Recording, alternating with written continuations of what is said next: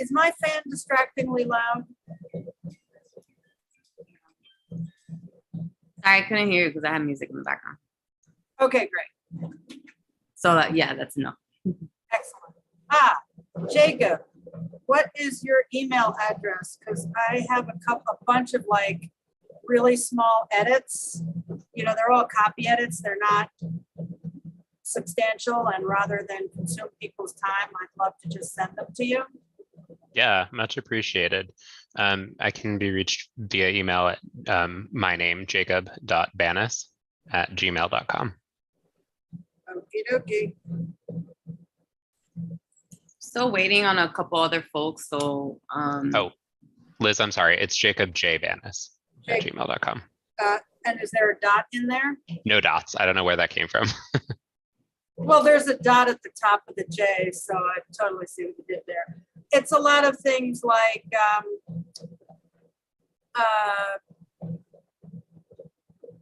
when we talk about ourselves, that we are therefore be it resolved, community board 12, blah, blah, blah. We usually spell that out. And when we refer to the area of that community board 12 is the board of, it's actually community district 12.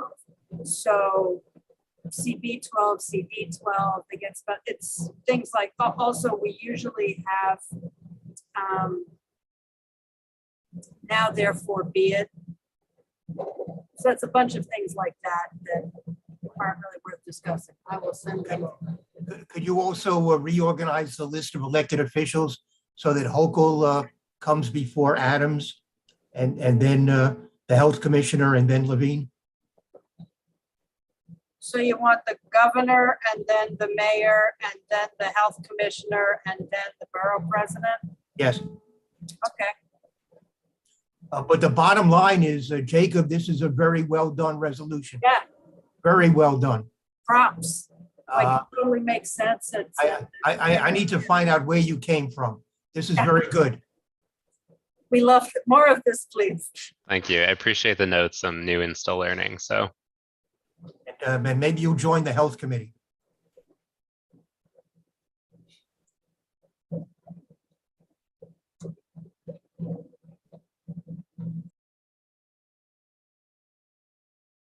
But let me ask you, Jacob, in the fourth whereas, could there be a typo here where you refer to 700,000 LGBT people in the city and then 50,000 in Manhattan? How can there only be 50,000 out of 700,000 in Manhattan? good question. I pulled these stats really quickly on Friday when I typed this up very fast, so it's possible that they're not entirely accurate. Also, I think it's hard to get a survey of a true number of LGBT people in any given place. But I would estimate that Manhattan's is maybe lower compared to the other boroughs, just, knowing what we know about population of the boroughs. No, I would say that in terms of the LGBT population, Mhm. I would think we have the maybe the predominant portion of the LGBT population. We certainly can't have only 1/14 of the city's population of LGBT people. I mean, that doesn't make sense. Listen, we have 60% of the monkeypox cases. I mean, so I don't know that I think you might be missing a zero on the 50,000.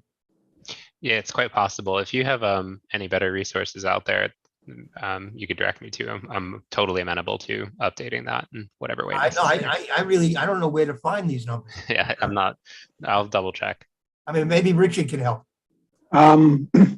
You volunteered me just before I volunteered myself. Okay, I can work with that.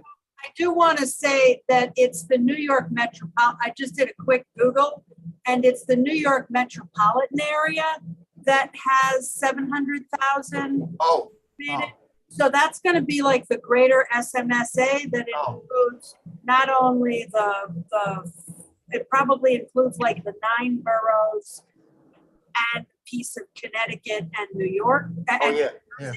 So that's beginning to make a little bit more sense. Can you find a figure for New York City by itself?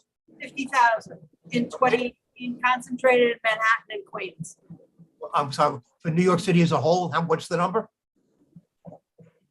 I'm not seeing a number for New York City as a whole. I'm seeing 2 numbers, a number for Manhattan and a number for the New York metropolitan area, which is going to include Long Island, Westchester, Rockland, whatever that county is in Connecticut, and probably Brooklyn and Essex. Yeah, and what was the number for Manhattan?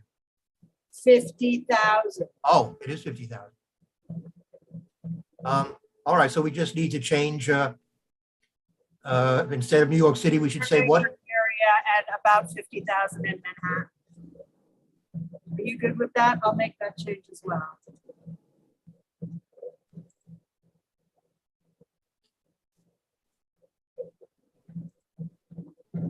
Thanks Liz, for getting that started now.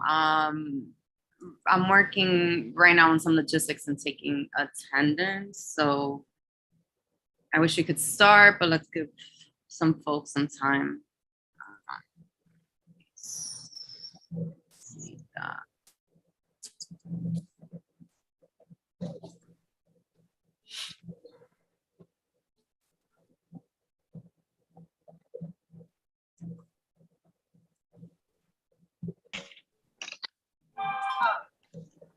Can somebody send this to me as an editable document? Because right now I only have it as a PDF. Jacob. Yeah, I can email this to you, Liz, if you want to let me know where to reach you. Liz Ritter, RITTER .CB12M @gmail.com.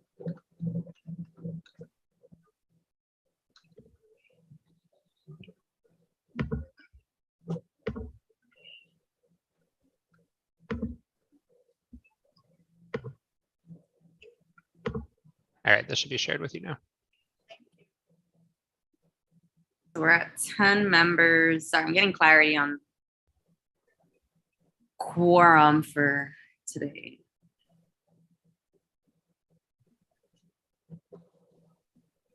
Is this considered a public hearing where we only need 10 rather than a meeting where we need an over 2 + 1?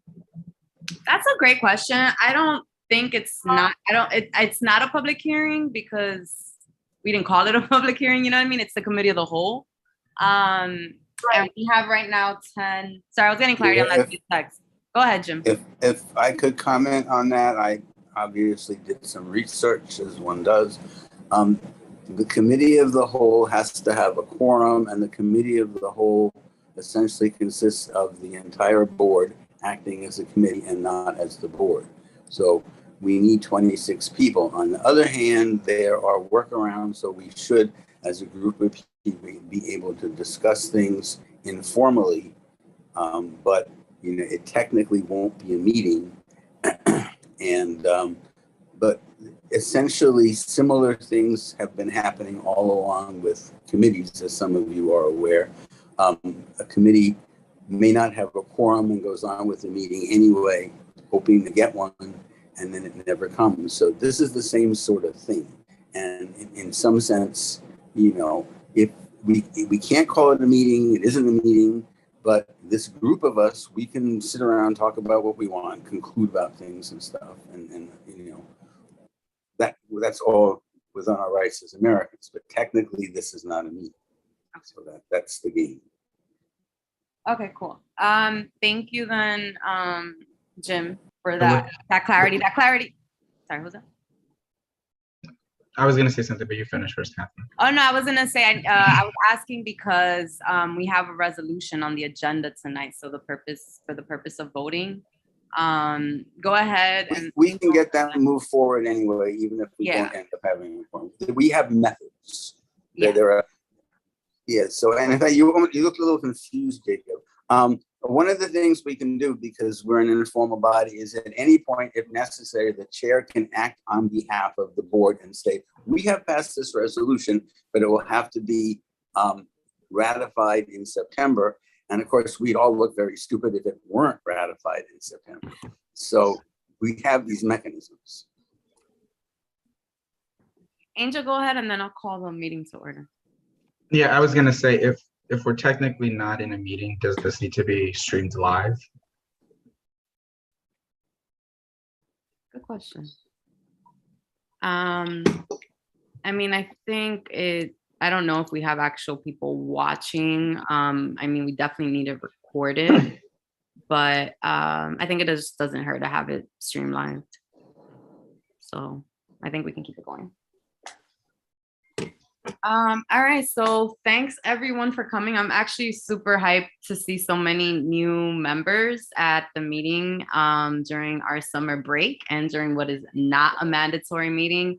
So that's really great, and thank you. And this is super important meeting as well. And I think because it's not like a formal committee in the fall, I think conversation tonight will be a lot more fluid. And so on our agenda, just to recap our agenda, so we have a resolution presented tonight by Jacob on the increase of access to vaccinations against monkeypox.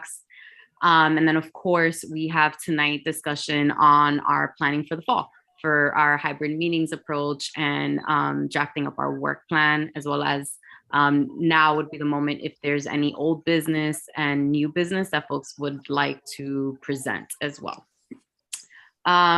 Just in terms of some housekeeping, I'll be moderating tonight. Not the intention as planned, but I am moderating tonight.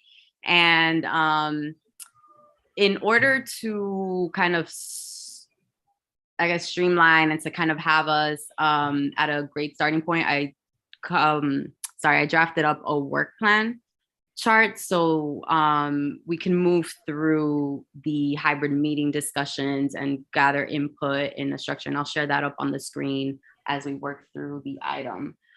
Because of that, I'm actually gonna just flip, if it's okay with you, Jacob, I'm gonna flip the hybrid meetings and the resolution since we don't have any quorum yet, and hopefully later on we'll have some. And I hope not to keep us too long. It's summer, it's hot, it's a long day. Porfirio, I got you next. So Porfirio's here as well as Jamila's from Carmen's office, which is cool. And Porfirio got an announcement, so go ahead. Hi there, everyone. First of all, thank you so much for inviting me to this meeting. I'm really happy to see that you're considering the resolution. On that note, the Manhattan Borough President actually released a 7-point plan for monkeypox. Give New York City its fair share of the vaccine, create a pre-registration appointment portal, increase access to testing, increase access to treatment, reopen the city's sexual health clinics, better educate clinicians and healthcare providers, and focus on equity. The only other thing I will say is get your pens and paper out. I'm announcing an event. The Manhattan Borough President, along with the Dominican Day Parade Committee, is having a Manhattan Borough celebration on August the 4th at the United Palace from 6 to 8 p.m. You're all invited, and I will forward information. I also sent out a heat alert notice since we're about to have a heat wave. That was all sent to Ebenezer at the DM's office. So I hope it gets sent out, and it has a list of the ways that we can stay safe during this upcoming heat wave. Thank you. Thank you. Go ahead, Liz. Thank you, Catherine. If, can you just put in the chat what that 7-point plan is called? And I'm sorry for jumping ahead, but it sounds like there should probably be a whereas in this thing thanking the borough president for the 7-point plan. Right. Well, Yeah, it's called the 7-point plan of action. I'll put it in. well, what? No, we don't have the There's no- chat. We don't Yeah, have we a chat. So, Since we're recording, email it, Porfirio, to Liz. I can send it to Liz, sure. Okay, thank you. However, since we're recording, it's called a monkeypox action plan for New York City. Liz, I would add a whereas and a resolved endorsing the plan. Okay. Well, thanks, Jacob. I see. It's the joy of Google Docs for both editing at the same time. All right, thank you, Porfirio. So, all right, I'm also trying to think out how to, I need screen sharing abilities, Ebenezer. If somebody can make me a host. All right, so let's get started into the meat of today. We have several key areas, and I'm going to share it. And then, of course, if there's tips on how to improve the work plan structure, I'm happy to hear that. Just raise the hand. So we have some big comments that were shared, not just in June, but also we've had months of kind of discussion, reflection on the experience of a virtual meeting, of exclusively virtual meeting, but also in thinking through what a hybrid meeting could look like. All right, now I have shared screening abilities. So I have shared some of that on the screen. And in thinking through the approach for tonight, there's several buckets, but I'll start here, is in taking some of that and splitting that by phases. So we have essentially what would be our pre-launch. So our first hybrid meeting. And again, we don't know what's coming through the pipeline. We've learned that through COVID, now monkeypox. And so it is best for us to set a plan that we can assume would be active on the 5th. If things change, things change. But we're ready to tackle what comes our way. So our launch, our first hybrid meeting would take place on Monday, September 5th. Close to a week since meetings were shifted because of Labor Day weekend. And thinking through our pre-launch, right? So this is again capturing the discussions from the hybrid resolution in June, as well as prior to, right? So there is a need, of course, for training of the tech, right? So whether that's OWL, Zoom, and something as simple as a Q&A and the internet and projectors, as well as best practices for a hybrid meeting. There is a need to have an FAQ for hybrid meetings, both for public members and general public. Actually board members.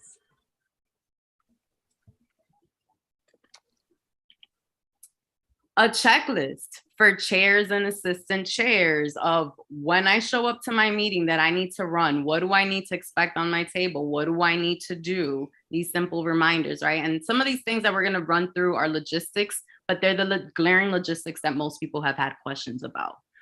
Our Zoom webinar settings for all CB12M meetings, what has to change? What do we need to consider? So pre-launch, we move into implementation. meeting room requests, right? So if a committee is going to have a larger discussion than usual, licensing may actually consistently need a bigger meeting, right? Making sure we have those in on time, and thinking through meeting materials posted on our website during the implementation phase. IRL, so in real life meeting setup logistics, right? So everything from chairs, as well as meeting room capacity. Do we have a television in that room that works? Or is it that we're using a projector? Are we using the second floor? Do we need to bring in extra equipment, right? So all the nitty gritty, as well as what we do when maybe we reach capacity and what is capacity to a room. What are our logistics for our external presenters, right? So maybe we have a robust meeting of presentations, and the general public, as well as anybody tuning in virtually, needs to know if these people are going to be in person or not, right? And also, what do you presenters need in terms of being able to support them virtually? At the same time, and this is a little bit usually more for licensing, but of course also for land use, right? What are the logistics for applicants that we're going to need?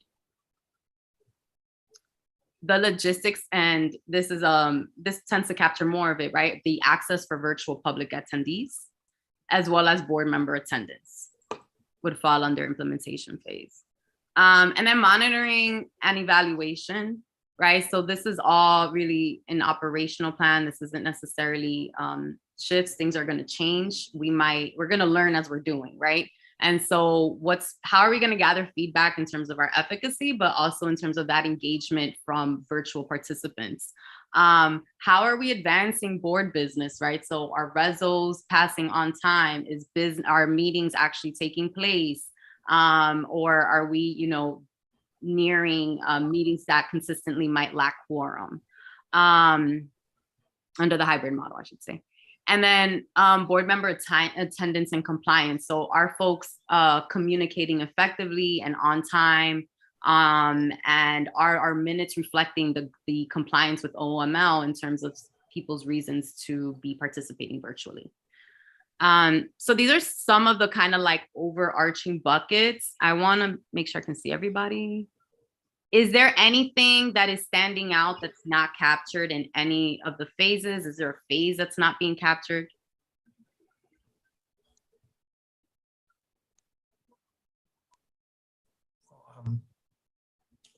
Well, we're going to discuss the actual logistics of running the hybrid meeting. Yes. I just want to folks understand the structure for tonight as we move through. Right.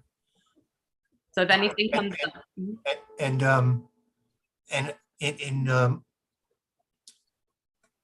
one of these boxes, do we have a chance to talk about whether people attending the meetings should be wearing masks? Yes. So that would fall under logistics. Okay. Yeah. I will share too, I have, as we kind of move through, there are some references from, I think it was CB9 or CB11, when they have some of the considerations that they have, and some things that, they consider. Obviously, we don't know if it works yet because they haven't started. All right. So, and then here in each phase, we'll talk about, what are the activities and deliverables that need to take place? Completion dates, really a key lesson with our board, especially, is who are the parties responsible to make sure we're moving, and what's the benchmarks for success, right? And these don't have to be like big metrics, but how do we know that like this took place, that this is working, that this is visible? And it might be something as simple as somebody has it's been emailed, right? Or it might be that we have like a 90% satisfactory rating from across demographics on I feel engaged and attended to when I am participating online, right? Versus in IRL. So just kind of a explainer there. Is there any like question, need for clarification? There's no like silly questions here. This is just a shot at structuring tonight. Yeah, maybe I missed it. What does OWL stand for? OWL? Oh, sorry, the OWL. Great point, because some people here haven't seen that, weren't part of that meeting. OWL is the devices that were gifted and purchased to us by Manhattan Borough President's Office under Brewer. And I think we're still getting another one, or we just got another one. I'm not sure. So I think there should be a total of 4. And this is the device that will be used. Actually, it might be good because the first piece is the training. Let me share on screen what it looks like. Again, I have not been part of the trainings, conversations, and sessions around this. I haven't even seen it in person, but this is what our office is going to be using. So this is called the Meeting Owl. It literally looks like an owl. You see the price tag on it. And it's a tool, a camera that is used for hybrid meetings. Let me see if I can pull up.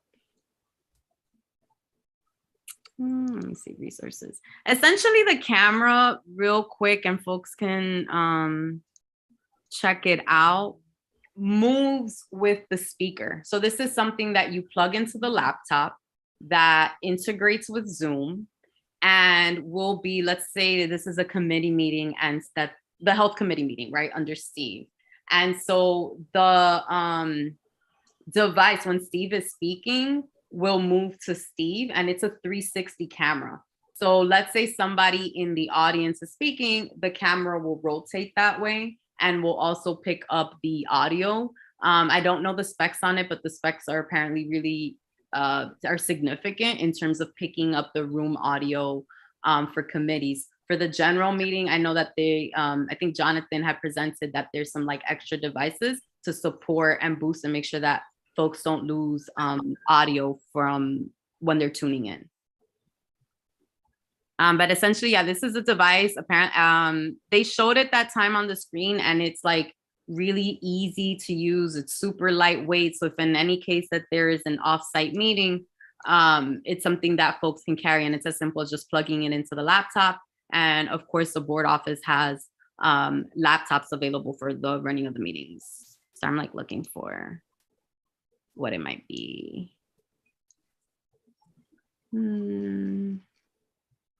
If I don't know if anybody's used it, but oh, here we go. So essentially that's what it would look like if you can see clearly. So you'll get the panorama, you can get multiple speakers at the same time and pick up that like immersive audio. So we don't have to touch this thing or press any buttons. It does all of this automatically. You mean in terms of the speaker voices coming in? And the camera, whatever this device does, you just put it on a table and it just goes off and does. Yeah, you gotta connect it, and I'm sure there might be some like it has to be synced to the laptop, but that needs to be done before any chair, runs a meeting. I see Tanya's hand up, so let me go to Tanya. Okay. Yeah, can you hear me? Yeah. Yeah, I think the outline is a good way to progress through the discussion. I had a two questions about it. One is, I don't know if maybe it fits under a category you've already outlined, but an emergency plan. Let's say the equipment fails, things happen, So what's the emergency plan? Is that something that we need to consider? Like, what do we do to, because otherwise people who are watching or who are not there will be not able to access the meeting. So what is the emergency plan? Mm-hmm. And maybe that's another category. And then the other question I had was about the pre-launch. Like before we launch, is there a way to engage board members who might have specific expertise in IT or other things, who might have ideas or might have some things that they may be able to offer? Because there could be a lot of things that, hasn't been thought about, or some other things. There a way to sort of engage those board members who are, who have that background, who may have something to offer, maybe have a little, again, I'm not offering more work, maybe it's obviously, but is there some way to gather feedback from them and engage them in that process so that it's not, done exclusive to them? So just, is there some way to do that? Is that been, considered? Because I know there are members that we have now who have specific expertise in IT. And so just, that's one point. And if there's a way to integrate board member engagement in the pre-launch. Mm-hmm. Yeah, I think the emergency plan definitely falls under the training that every and I don't think it's just chair, assistant chairs, that's us, to decide. It could be open to everyone, but so everybody's kind of trained up, but definitely chairs and assistant chairs, and that emergency plan falls squarely there. And for sure. And then in terms of asking for role and support, I think that that's something that we can have here, pre-launch, pre-trainings of like, hey, these are the areas that folks can easily plug in. Are you interested in? So I think, we have we have some new folks coming in, and we have some folks that have been on the board for a longer time period. I'm curious to hear, and Steve, you kind of started it off, right? What training do you feel that you need? And it doesn't have to be necessarily technical, right? This is also about best practices and how to manage a hybrid meeting. I see Catherine, my hand is up. Okay. All right, so I'm not sure. Jim, I'll take Jim, Aisha, and Steve. Go ahead. Yeah, I think, many of Tanya's suggestions are very helpful. The thing we have to keep in mind is once this starts, there's an actual physical meeting going on. And if all the remote equipment breaks, assuming everyone's in the same room, which is normally the case, the meeting can go on. Obviously, people won't get to see it. People who were hoping to attend virtually won't be able to, but the meeting itself is capable of going on.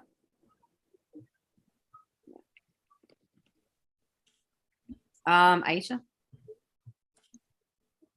Yeah, I just wanted to piggyback on what Tanya said in regards to involving board members. So first, how was this solution selected? Was this provided by the borough president's office, or was this chosen internally?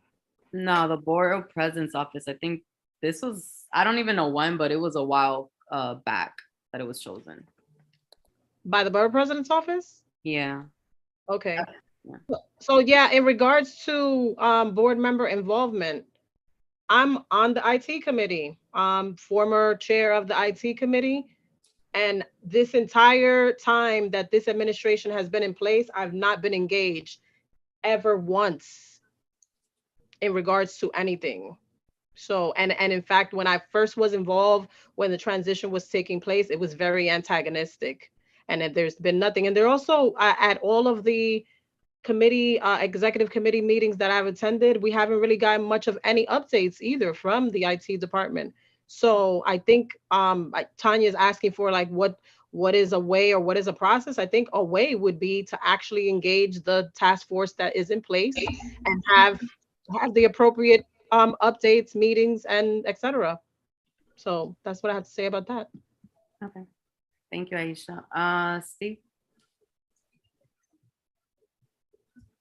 Well, my major concern is keeping track of the people who were outside of the meeting room, if they're asking questions or whatever. So am I going to be looking on the laptop at a screen similar to what I'm looking at right now with people who are calling in via Zoom, and I should be checking the screen to see if they're raising their hands to ask questions? Is that how the hybrid meeting will work? If you're asking me, I would say, and I'm going to throw that out there just in terms of some like preliminary research on what makes a hybrid meeting successful. It is that, right? Like whoever's tuning in on that computer, and I think we still see that even virtually, you want to feel that like I'm being attended to, and not necessarily like you're going out your way, but that you're seeing me, that you're recognizing that I am present and participating. So yes, and one of the two things, another takeaway with that is that it takes more than one person to properly moderate. So you need to have strong moderation of the meeting, but also you have to task someone in your committee who is going to be monitoring that laptop, who is going to be letting you know, hey, Steve, we may have 4 hands in person, but there's 3 people also on the screen with their hand up, right? Or comments in the Q&A. All right. So we. That's the thing. So we will be looking at the laptop. We're not looking at a screen in the room. It's the laptop that will let us know who else is calling in, is watching, is attending the meeting remotely. That's a great point. You need both, right? Because you may be projecting it on the screen and people can see it, but you need somebody who's on the laptop who is clicking and respond. You know, maybe it's an audio issue. Somebody has to respond. Someone has to unmute that person as well. So you're gonna need eyes on the screen, and you're gonna need an eyes on the computer and the moderator. All right, so it's also on the screen. All right, thank you. Daryl? Yeah, hi, thanks. I did get to see a hybrid meeting from another community board, a full board meeting a few months back. And, for them, they had multiple cameras at different angles that were in the room. They also had multiple microphones, which is good to hear people. Certainly the public when they're asking questions coming to a certain spot, but also to be cognizant of the fact that those are live mics and side conversations if it's private, should be kept private. But that seemed to be a best practice and something to look out for. Yeah, that's really great. Yeah, that's another thing too, right? Like with a hybrid meeting, we're all on camera consistently. So even if you're in the back walking around, you may be visible. And for sure, the hot mics is important. Anything else in terms of, and particularly for folks who tend to moderate meetings on the board, what do you feel like you need? Or has been, maybe if you experience a meeting, you're like, I kind of feel like I need to hear this or see this. Go ahead. Go ahead, Liz. Yeah. I feel like it's pretty abstract, and on the one hand, I'm feeling a little freaked out because I've never done this, but I was a little freaked out by Zoom because I'd never done that. And once I did it once, it was like, oh, okay, this is not so terrible. So I have a funny feeling that this is, on the one hand, a little overwhelming in the abstract, and on the other hand, very likely to be less overwhelming once we've had the opportunity to use it. I would imagine there will be a learning curve. I am hoping that people, both we of each other and the public in general, we will be kind and recognize that there is a learning curve here. And I would guess that the people who are going to have more success with this are the people who are really good at multitasking and or have strong enough either assistant chairs or like rotating people in the committee who are willing to do some of the extra jobs associated with, you know, monitoring the laptop to see who's out there in virtual world or whatever, you know. But I feel like we've done hard things before, and I feel like we'll figure it out. Yeah, that's a great point. I got some new hands. So Emily, Michelle, yeah, okay, Michelle, and then Tanya. Hi, thanks. So I agree with what Liz said with the multitasking, but also just to reconfirm, if we have these hybrid meetings in person, we have to meet quorum. And let's say we don't meet quorum in person, we go back. Can we still like do it via Zoom and like ask if everyone wants to join through there? No, we are solidified on hybrid, so it can't be like exclusively online or exclusively in person. But we're gonna get to the quorum piece when we talk about implementation for sure. That's something that we gotta move through. Michelle, Tanya, Luan. Hi, Catherine. Sorry I'm a little late. I was also going to ask a similar question to Emily. If there's any sort of, way that we could choose to personally stay on Zoom, just because I have a little one, I'm still doing bedtime. So I don't know if there's like exceptions or if we're all required to be in person if we're on the board. Yeah, we're gonna get there. I think I'll see if I can share on the screen real quick the exceptions so folks can remember. But Thank you. yeah, the caregiving's one. Tanya? Yeah, I would like to say, one of the things that I saw from when we were, first started as Zoom, and I think what would have helped us overall is, again, going back to, there were many board members, several, who had experience in running Zoom meetings, who had been doing that for years. And they weren't engaged in the process to ask about best practices, to ask about ways to do it, to help board members who might be running committees who may not have been as familiar. So I think let's not repeat that mistake, and let's do a better job of being inclusive of our board members and really understanding who out there has these skills and welcoming those people and those skills, and so that this can go as smoothly as possible. Zoom wasn't new for me. It wasn't new for a lot of people that on the board. So it's just, I think it's something that we need to look at, not only how we're going to do it, but do we have expertise in house that can help to people who might need extra help to navigate through some of those difficulties.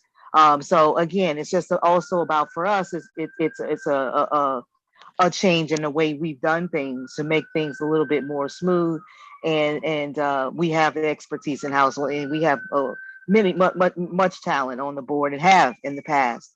And I just suggest that we use that in order to help us to be better and more efficient in our processes. Yeah, so I have here, we're here tonight to get concrete tasks, dates, the who, and get going, right? So a sign up survey for folks who are interested, the roles that we need, we can set a date for that.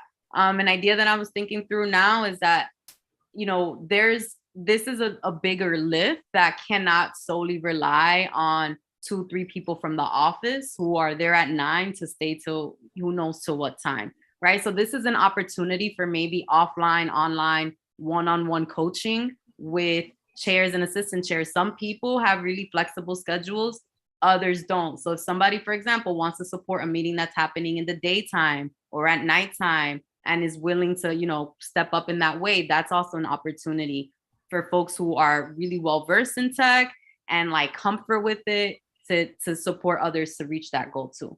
So Luan, and then we'll keep going.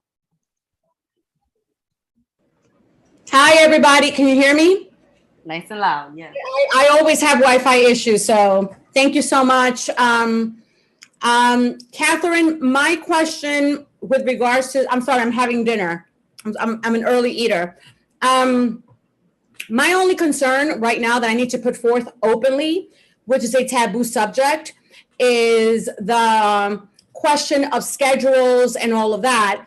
I just want to see an equal distribution of labor and attendance, because as a person that chose not to have children, there's an assumption that I have time readily available and I should be the person showing up to in-person meetings all the time.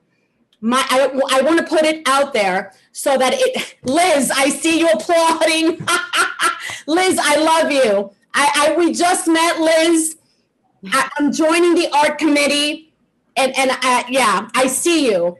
I just want to put it out there because it's an uncomfortable, taboo conversation when it comes to provisions, contingencies, and privileges that sometimes are afforded to one group but not another. Mm-hmm. So if we're going to do this hybrid thing, and let me be clear that I'm willing to show up in person because I like the human contact, that does not mean that I should be the allocated person to always show up in person because I don't have children or don't have other issues or don't have other. So my concern right here is to make sure that the distribution of labor is fair for everybody. I need to say that out loud because sometimes people are apprehensive of bringing this up. So I say this as a person that did not choose to have children. I don't have children. I do have elderly parents, but let's just say that everybody has schedules. Everybody has their home lives. So I just want there to be an equal distribution of labor for everybody that is fair. Luana, you dropped the Bible right now. Angel, I'm sorry, because since I didn't see your hand up, I know you've been wanting to say something. No, I'm good. You good? Okay. You dropped Bible, everybody wants to talk. I hear it. We have a lot to work through, and the scheduling piece comes up in monitoring and it comes up in implementation. So just being mindful of that. So I want to go to Daryl, who I think only spoke once, and then Jim, Liz, and we're moving on to wrapping this piece up. I think Aisha was first. I don't know if she put her hand down or. I think it's down because I only see 3. Yeah, I honestly, I just wanted to second everything that Luana said. And I put my hand down because I think she nailed it.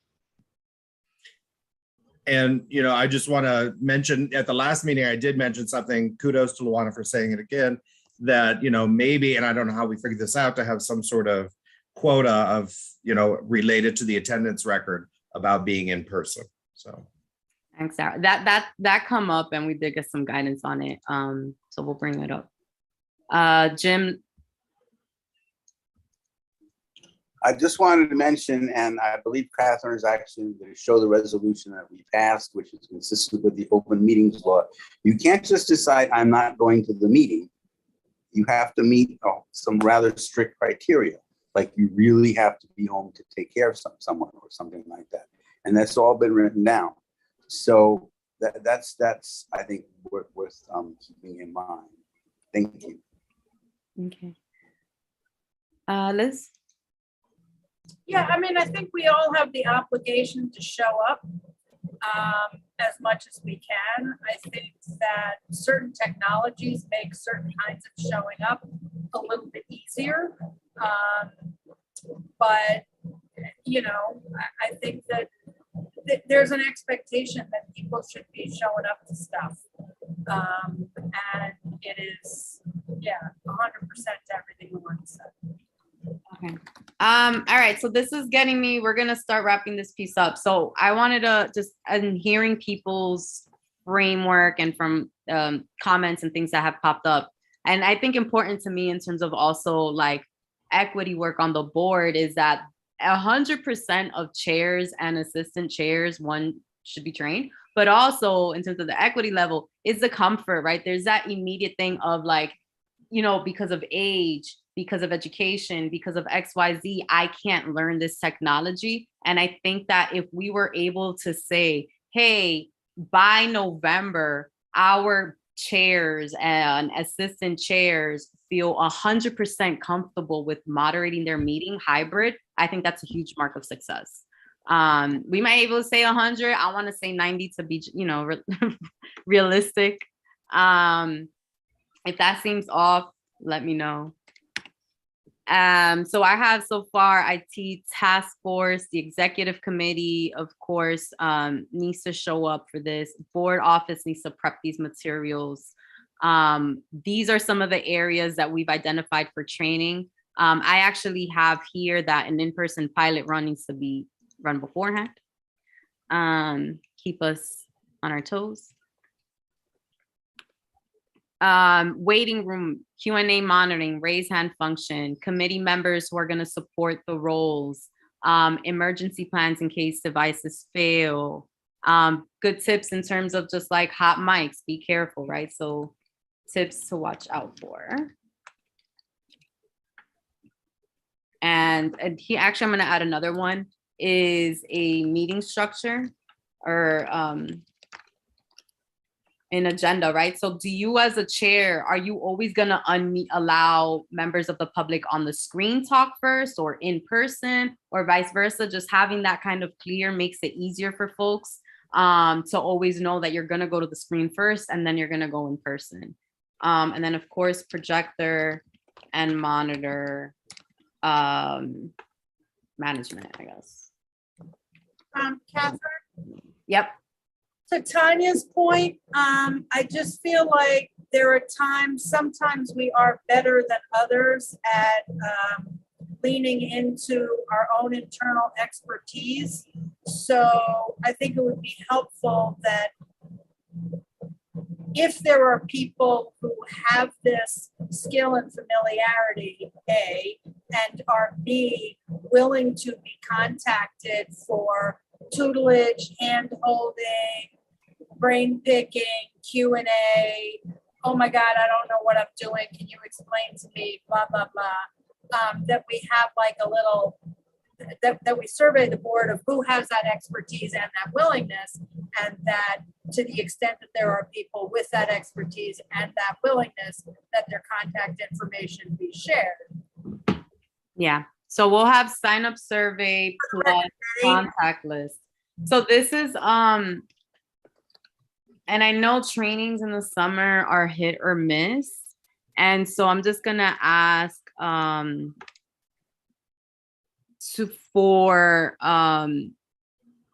you know, ideally it's gonna be tough to have, how would I say, so let's say we have a 10-day meeting schedule, right? So if people are trained up on those days, that's gonna be really difficult to pull off and get that. It's a lot easier to have folks in person. I really wanna kind of calendarize this. Are we thinking that training and the subsequent dates we can base off of that? So is that training really, and I'm going to prioritize obviously the chairs and the assistant chairs, because they got to understand first and foremost, is end of August realistic, or should we shoot for, you know, first meeting week, you know, maybe a 40-minute session multiple times for the week? And who's leading the training? That's a great, I mean, IT task force should ideally be leading that training. That has to get determined. I mean, I'm gonna be real. I don't even know. I've never seen OWL, so I can't train somebody unless I'm trained up on it. Okay. And then who's setting up the actual technology the day of the meeting? I got that on the list too. And so I wanted to kind of raise question if, you know, do chairs or assistant chairs or anybody who signs up from their committee comfortable enough to set that up and put that away? Because we have meetings that take place at different schedules, more than one. And so if we can have office staff focus on other tasks, that's not just like setting up consistently a Zoom or being on a Zoom, then that frees up their time to do other stuff we need them. So Steve, Liz. Well, I think I'm going to need the staff to set up the equipment before the meeting begins. I mean, the staff was usually around at the beginning of my meetings pre-COVID when we were having regular meetings. They would hang around to make sure that the meeting was properly set up, and then they would leave shortly thereafter. Let me ask you, you asked earlier whether or not we would be recognizing people remotely or in person. It seems to me you got to go back and forth, especially when it comes to the board members. If some of the board members are attending the meeting remotely, you're going to want to recognize them, you know, during the normal procedure, which is to, you know, to let them speak before members of the public. So you'll probably be going back and forth, seems to me. Yeah. I mean, we have to go back and forth. What I was recommending is that you have a format for that and that you let people know at the beginning, you know, that's something part of the training or best practice.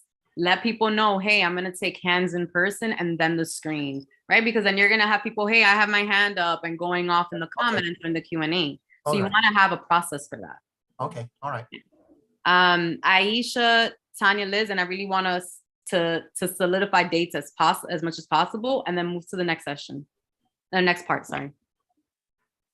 I'm guessing this goes without saying, but I'm assuming all chairs, their in-person attendance would have to be 100% with the hybrid meetings. Is that correct? I mean, unless there's an emergency, yeah. Like, you know, if you're sick, you're sick. I mean, they're held, I think, to the same attendance. So if they're out, their assistant chair has to cover. Okay. Yeah. And what about the assistant chair?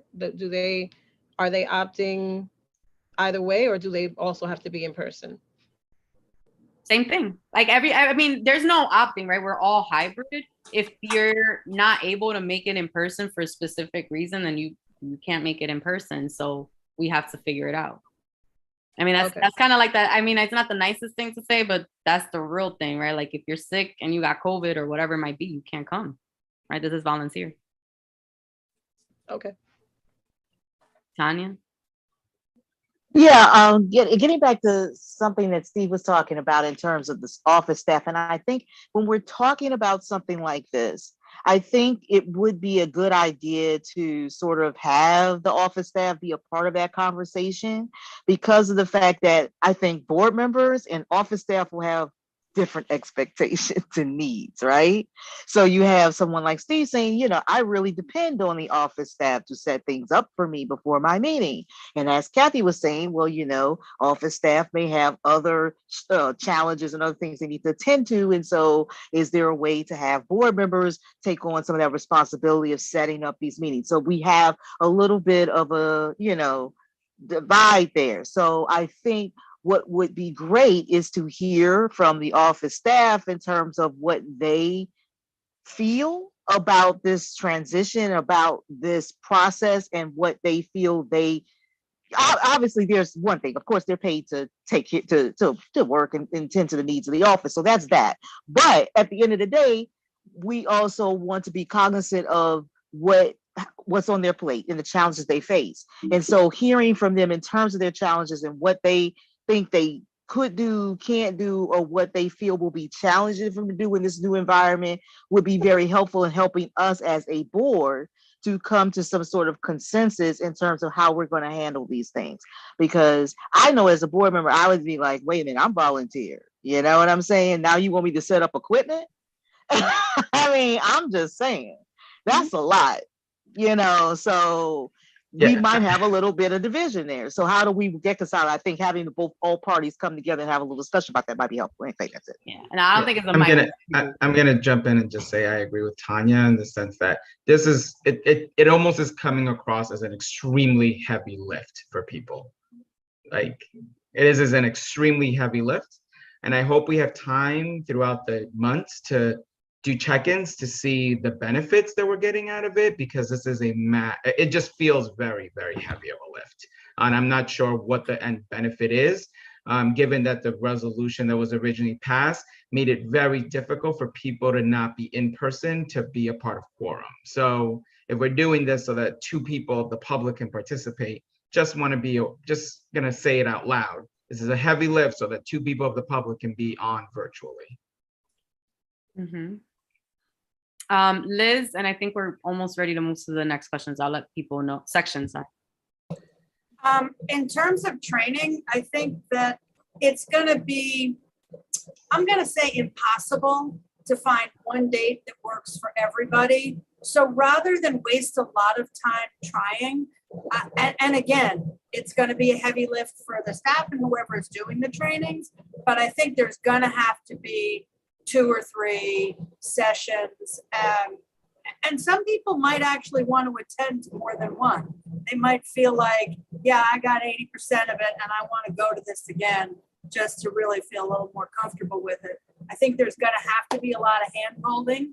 I agree with Tanya and with Angel. I think that the staff should be doing the setup, but I think that in the same way that we are going to be leaning on them to do what is some extra work, we're going to have to modify our expectations of just how quickly we expect them to turn stuff around immediately before a meeting, because they're going to be busy doing setup. Or, you know, part of the gimme and exchange is if somebody has been doing, you know, working probably more than an 8-hour day, because they're managing and really doing a lot more actively participating and supporting us during our meetings. Maybe that means that, you know, as a management policy, they're coming in late the next day, or they're getting, you know, that as a manager, Ebenezer is really keeping track of Paola and Chanel's time so that they have comp time in exchange for whatever extra time they are spending on this. It's going to be a heavy lift all the way around.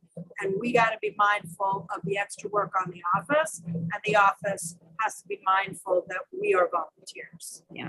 No, thank you everyone for feedback on that. I think, you know, like I said earlier, I think there is a clear like division, right? There are folks who want to do, don't want to do, and it's the reality of what it is, right? I don't think we can necessarily resist that.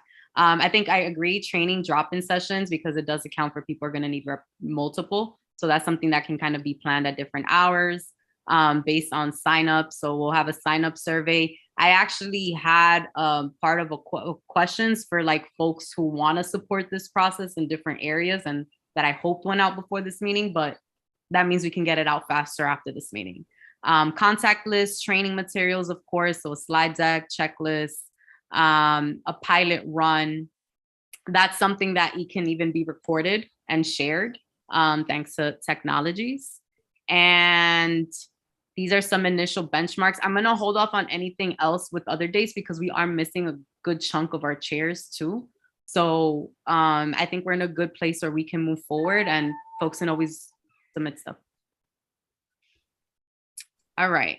I think one of the things we picked up last week, and this is just kind of like a draft start or vision, is an FAQ doc on hybrid meetings, period, right? So that means both what is the open meeting laws, the resolution, but also like everything that we just kind of summarized of how things are going to work.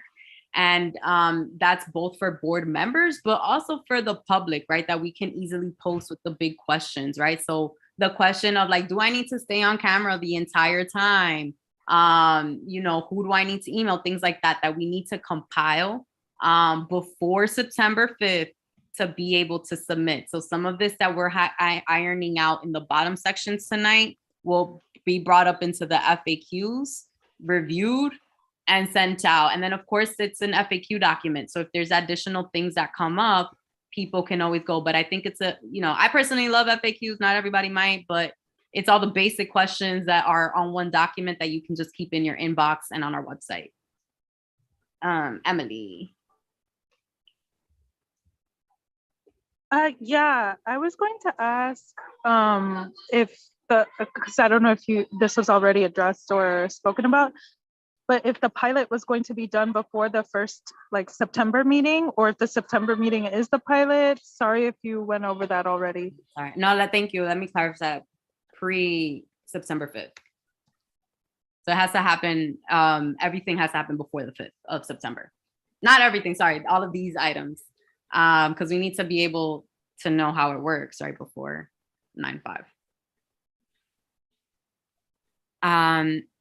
Okay, so FAQs in terms of addressing these big questions, because a lot of them do come up. The checklist for chairs and assistant chairs, same things that we shared earlier. I think this is going to be a little bit more in terms of the actual running of the meeting and setup and I lost my screen or something happened. Where do I need to go? So again, I'll just plug in for the sake of time later, but that's the same areas from up top that we have in terms of IT task force, the board office, being able to compile that. All right, so the Zoom webinar settings as well for all CB12M meetings, the changes that we have that we might need to make in terms of Zoom meetings. So maybe that has to do with kind of sorry, that's my phone. Oh, wow. All right. That was a little music break for y'all. Yeah, so any Zoom webinar settings. And I think when we get to implementation, we can bring that up here because that's going to be one and the same. All right. We are now queuing into implementation phase. Meeting room requests. Currently, we have access to our board office. I don't know if Ebenezer's here. I don't know how many people it actually holds to have a meeting. I think that the most we've ever been comfortably able to fit is maybe 15. Let me write that in here, sorry. Board office. We have the actual conference room. Someone can illuminate, and then we have the second floor. We used to use for general meetings, Columbia, NYP, Isabella, and Burley Yeshiva. And from the last conversation that I had pre like general meeting, Columbia was not lending their spaces. NYP and Isabella weren't lending their spaces. So essentially we have to kind of prep for the case scenario that we can only use spaces in the Alianza building. Liz has her hand up here, so I'm gonna take. Yeah, two things. One, sorry, I was off camera because I was chewing. The new church in Inwood, the Trinity Church, their sanctuary is designed for community use. The cross is recessed and there's a curtain so they can hide the cross. It's a very big room, high ceilings, good air circulation, high capacity, flexible seating, and Wi-Fi enabled, lots of good tech in the sound booth. And Is ADA accessible? Okay. Fully accessible. They also have a number of smaller rooms that might be suitable for like committee meetings and all ADA compliant. So, and they are willing to be a community partner. I mean, we're obviously not gonna have all of our meetings there, but you know, that's another space, which I think is really gonna be helpful. Yeah. The other thing that I think we need to address is capacity. You know, there have been times when we've filled that conference room with, we've never gone like seriously over capacity on the second floor, but there have been times when we've had, I don't know, 45, 50 people squeezed into that conference room, which, you know, in pre-COVID times, even then it was a little hot. But now I'm just not willing to consider that. So what do we do if we have, you know, more people show up than makes any kind of public health sense for whatever venue it is that we're at? We're going to need, and I'm not saying we necessarily need to iron out all those details here, but we're definitely going to have to consider that as, you know, that's going to happen, and we're going to need to know how we're going to handle that, not necessarily on the fly when it happens. Yeah, I have that on the list, Liz. I want to address though real quick in terms of meeting requests. So for example, if you know that you're going to have a public hearing or a big meeting, you need to request your space well in advance and plan your agenda well in advance to guarantee that you do have maybe the second floor available, or you can request Trinity Church. So I kind of wanted to just ballpark a number if folks felt comfortable with that, you know, maybe 30 days. So the month prior, during the executive meeting, folks are able to discuss that. Because there are meetings that take place on the same night that may have hefty agendas. So I want to make sure that makes sense. I know that's how we used to do it in the past, and 30 days allowed for planning.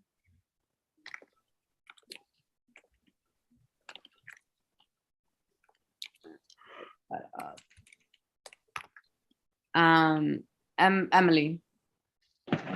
Sorry if I'm asking questions that like everyone but me knows the answer to, but I was just wondering, let's say you have a meeting. So there's two questions. First one is, if you have a meeting and let's say it's with the commissioner of whatever department, does it always have to be on the day of your committee meeting?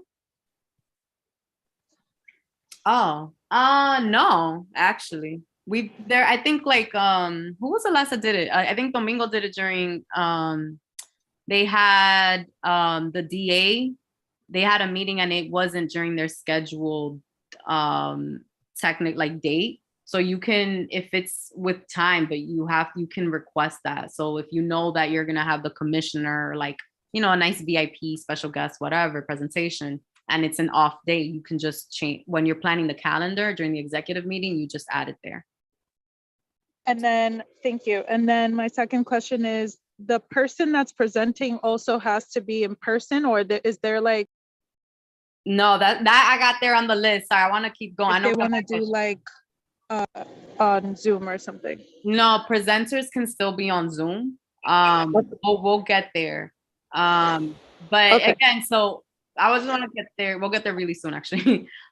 So meeting materials posted on CB12M website. So part of the OML open meeting law requirement and part of the guidance that we have received, right, is that all the materials that you are using for your meeting have to be posted also on the website. So that can be a resolution. That could be, I don't know. I'm trying to think about something that's not a resolution, but y'all understand where I'm going for it. So if you have something internal, obviously an external presentation, if you get the slideshow that can be publicly available before, that's great.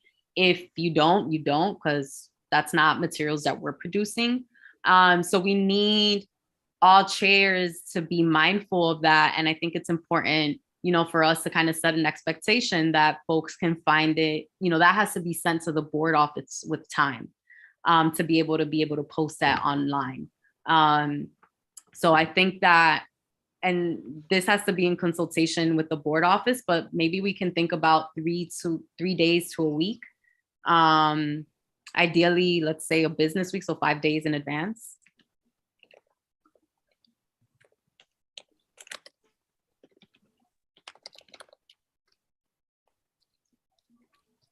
Right, so these are like the intricacies, right? Because that's also both the agenda and the materials for that meeting. So any of our handouts that we give to our committee members are to be posted on the website? Yeah, if it's on the agenda. It's one thing like you get,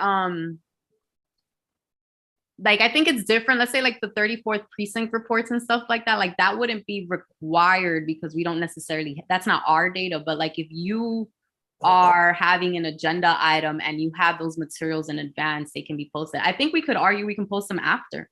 So as part of the record.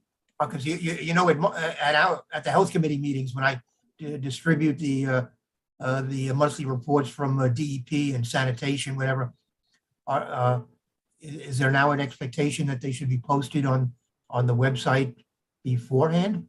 Yeah, so meeting materials are supposed to be posted on the website before. So virtual participants have access to the same materials, right, that in-person people. Okay. Yeah, so I see Sally who hasn't spoken, Tanya. Whenever you get a chance to unmute, Sally.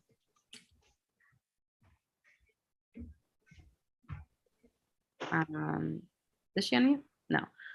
All right, Tanya, go ahead, and then welcome back to Sally. Sorry, I just found my unmute. Okay. My question is, like in other community boards, when they post for the general meeting, they would have up front in their website, you know, the minutes for the committees, the resolutions, etc., not something you have to sort of search for. So it's our idea that we would have all the stuff up front attached to the agenda for the meeting in terms of things that are going to be discussed and not buried somewhere on the website that no one's going to find them anyway. I think, are you referring to kind of like the landing page, like that first page? Because as we have it now, when people go to meetings, you can see like June, like the committees and the months. Right. But I'm thinking like, if you look at, I think it's Community Board 4, I guess, when they have their meetings, everything that's going to be publicly discussed at a general meeting is up front on their website. You don't have to sort of search around for the website to find it. That's just the agenda, and then the stuff is sort of attached to the agenda. And I'm just wondering what we're going to require ourselves to do. Yeah, that's a good point. We can bring in, I think it's Chanel that works on uploading everything, so we can talk to Chanel, and of course, okay, that could be a task for IT. Tanya? Yeah, I had the question when you were talking about, you know, materials in advance. When a lot of times, well, yeah, we have presenters who have PowerPoints, right? That they are presenting to the committee. Is that also something that the committee needs to ask them to give to the committee to post also on the website? No, I mean, I think the reality is that we won't always get it, right? Same thing, we're not always going to get 33rd and 34th precinct data. We're not going to get even some of the environmental stuff. I think that, you know, perhaps a rule of thumb is that if we have it, we can post it and with Okay. permission, right? And then if we get it after the fact, we can also post it after the fact. Okay. But I think what for our purview, what's really for us, it's that if we have a resolution on the agenda, we need to make sure that that resolution is on the website, or like the land use, anything reference to licensing that is relevant for the public that can be posted. Okay, she said no to licensing. I don't know, but I'm thinking in terms of like land use materials. Right. That Gotcha. doesn't fall under. All right, go ahead, Liz. Tell me, because I'm new with land use. The general meeting, we should absolutely have the resolutions posted in advance because they've been passed by the committee. But I'm going to strongly push back on having resolutions posted at the committee meeting, because what the resolution is that the committee passes is something that's discussed in committee. So I can't go to my committee and say, here's this resolution that I, as the chair, would like to pass. That's not a collaborative process. We hear most of our resolutions are about things, the projects that are presented like by the Parks Department, but we hear a presentation by the Parks Department, we have lots of questions, and then we come up with a resolution that says, whereas and whatever the relevant things that were presented. And also, whereas we had this question and this problem and this bit of feedback, and then we resolve that we support the project with the following whatever, or that we oppose it. And I can't possibly know that. And I think it's a terrible, deeply anti-democratic thing to have our resolutions posted in advance of committee meetings, because that means that one person is directing what the committee is doing before the committee has done it. And that's not how we work. So I do Yeah, see yeah, multiple yeah. hands. I'm gonna have Jim address it because now Thank I have you. a question. Thank you. I think that what Liz is reacting to quite appropriately is a misinterpretation. The stuff that has to be available in advance is stuff we have available in advance. So if we have reports and previews of presentations that we would normally be giving out during the physical meeting, all this material has to be available on the web in advance for the people who are not attending in person. However, if, as Liz so eloquently put it, if the material like a resolution is being generated during the meeting, it would not have to be on the web in advance since it doesn't exist in advance. The thing I want you to keep in mind, and I think it was either Wayne or Steve who said this, a hybrid meeting is an in-person meeting where the entire public and some board members can attend virtually. So it boils down to, and of course and I just have one other comment, because I think all of us are worried about how it's going to work, and it may not work perfectly right away. But the whole beauty of this owl, as I understand it, is it automatically, points its camera at whoever's talking, and may even have directional microphone. So insofar as it works right, it's going to do all the work. So thank you. I still see hands. I know it was based on Liz's point. If it was addressed, put your hand down. If you still want to talk, I'll go. Let me see, who do I want to pick? Go ahead, Sally. Just to clarify, I was talking about for the general meeting with resos, not for committee meetings. Okay, but thank you, because we should clarify that on the FAQ and on the training, things that are applicable for committee in general. I'll have that there. Tanya. Yeah, I was gonna say maybe perhaps it could be a good practice because of this hybrid is when we're talking about in committee. Now I'm talking about in committee and even in the general meeting. When you're talking about a resolution, a lot of times we're talking about a resolution and the people have not even seen. And so I'm talking about members of the public and even board members. They're like, wait a minute, what? So I think maybe perhaps we should integrate screen sharing and can have a version of that resolution on the screen so that people can see it and can see what we're referring to. And that would help the general public to know, what are we even talking about? And also other board members to know, what are we even talking about? And can see, and so, perhaps like what you're doing now, adding, the bullet points for friendly amendments or major amendments or whatever to the resolution and things like that. I just think it would be very helpful in terms of helping people to be fully able to participate and understand what we're talking about in this hybrid setting. Thank you. Excellent. All right, Steve, and then I have something here. Yeah, I understand that I'm not going to be able to change the board's operations and the way we normally function. But I disagree entirely with what Liz and Jim have suggested as being the proper way to do resolutions. The people should know at the committee meeting exactly what they are voting on. The resolution, somebody should propose a resolution.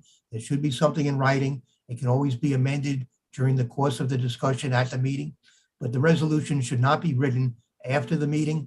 We should not be voting on conceptual resolutions. We should be voting on the actual resolutions. That's the way any governmental body is really supposed to function. Now, I'm just as guilty as anybody else in not following what I preach, but we're really not doing it the right way. Mm-hmm. Thank you for that. I think, to Jim's point again, if we have it, we share it. This is something we're going to keep monitoring, right? So like depending on, and it also depends, there's things that we have well in advance that we discuss for months and present in the Reso. So I do foresee this as an area we're going to have to return to. I don't think anybody should be discouraged from coming to a committee meeting with a prepared resolution and putting it out there or opening it up for discussion. I think that's the preferable way to do things. I understand that's not the way we generally have done it, but that is the better way to do it, I believe. So we're practicing that tonight with Jacobs. Yes. Yes. Thank you, Jacob. Yeah. So I want to move on to meeting materials we've addressed in real life meeting setup logistics. So we've already talked about this committee who leads the setup for staff board office. Tends to do, for the general meeting, usually the staff board office does that setup. I do want to address one really key thing, and this has to do, I think, both with committee and general. For when you have members of the public or attendees speaking, and let's imagine, for example, we are in the conference room, and I know a lot of people here have not even seen our conference room because so many of us haven't been there. But our conference room, traditionally at the board meeting, at committee meetings, we all sit at a table, so kind of really formal setup. And then there's rows of chairs, or in our board office, a circle of chairs. So for example, the owl will be able to pick that up. But if you're in the conference room and you're sitting in the pew in the back, not necessarily. Like I said earlier, one of the best things that people feel satisfied with hybrid meetings is the audio. So one of the recommendations I had was having designated marked spaces where if I am a member of the public and I want to speak, and that also, we usually have it for public session anyway, but includes the public session, that's where you go so that we can make sure that the mics, the owls are picking people up. So that's, kind of like a logistical thing that I wanted to offer. And then Steve.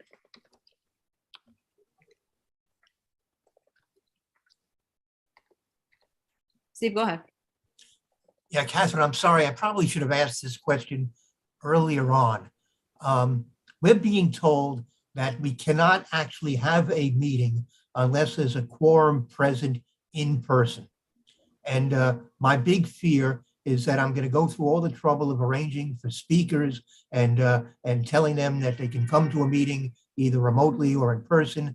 And then I find out I only have 2 other committee members. I don't have a quorum and the meeting cannot continue. I'm gonna let Jim address that. And what I'm wondering is if we can set up a system where the people in the office call the committee members or we have to tell the board members, call into the office, let us know whether or not you're planning to attend in person, so that we have a sense of whether or not we can actually have a meeting. Jim, you want to clarify on the meeting piece? Right. Steve, were you here when I first spoke about this? I suspect you weren't. Essentially, what we've been doing all along when we don't have a quorum, and in fact, we may actually be doing that tonight because we may not have a quorum, is we continue with what resembles a meeting. Right. We have discussions. We can actually have rules if we want. We can. No, I know, but I. Okay. But wait, I'm not done yet.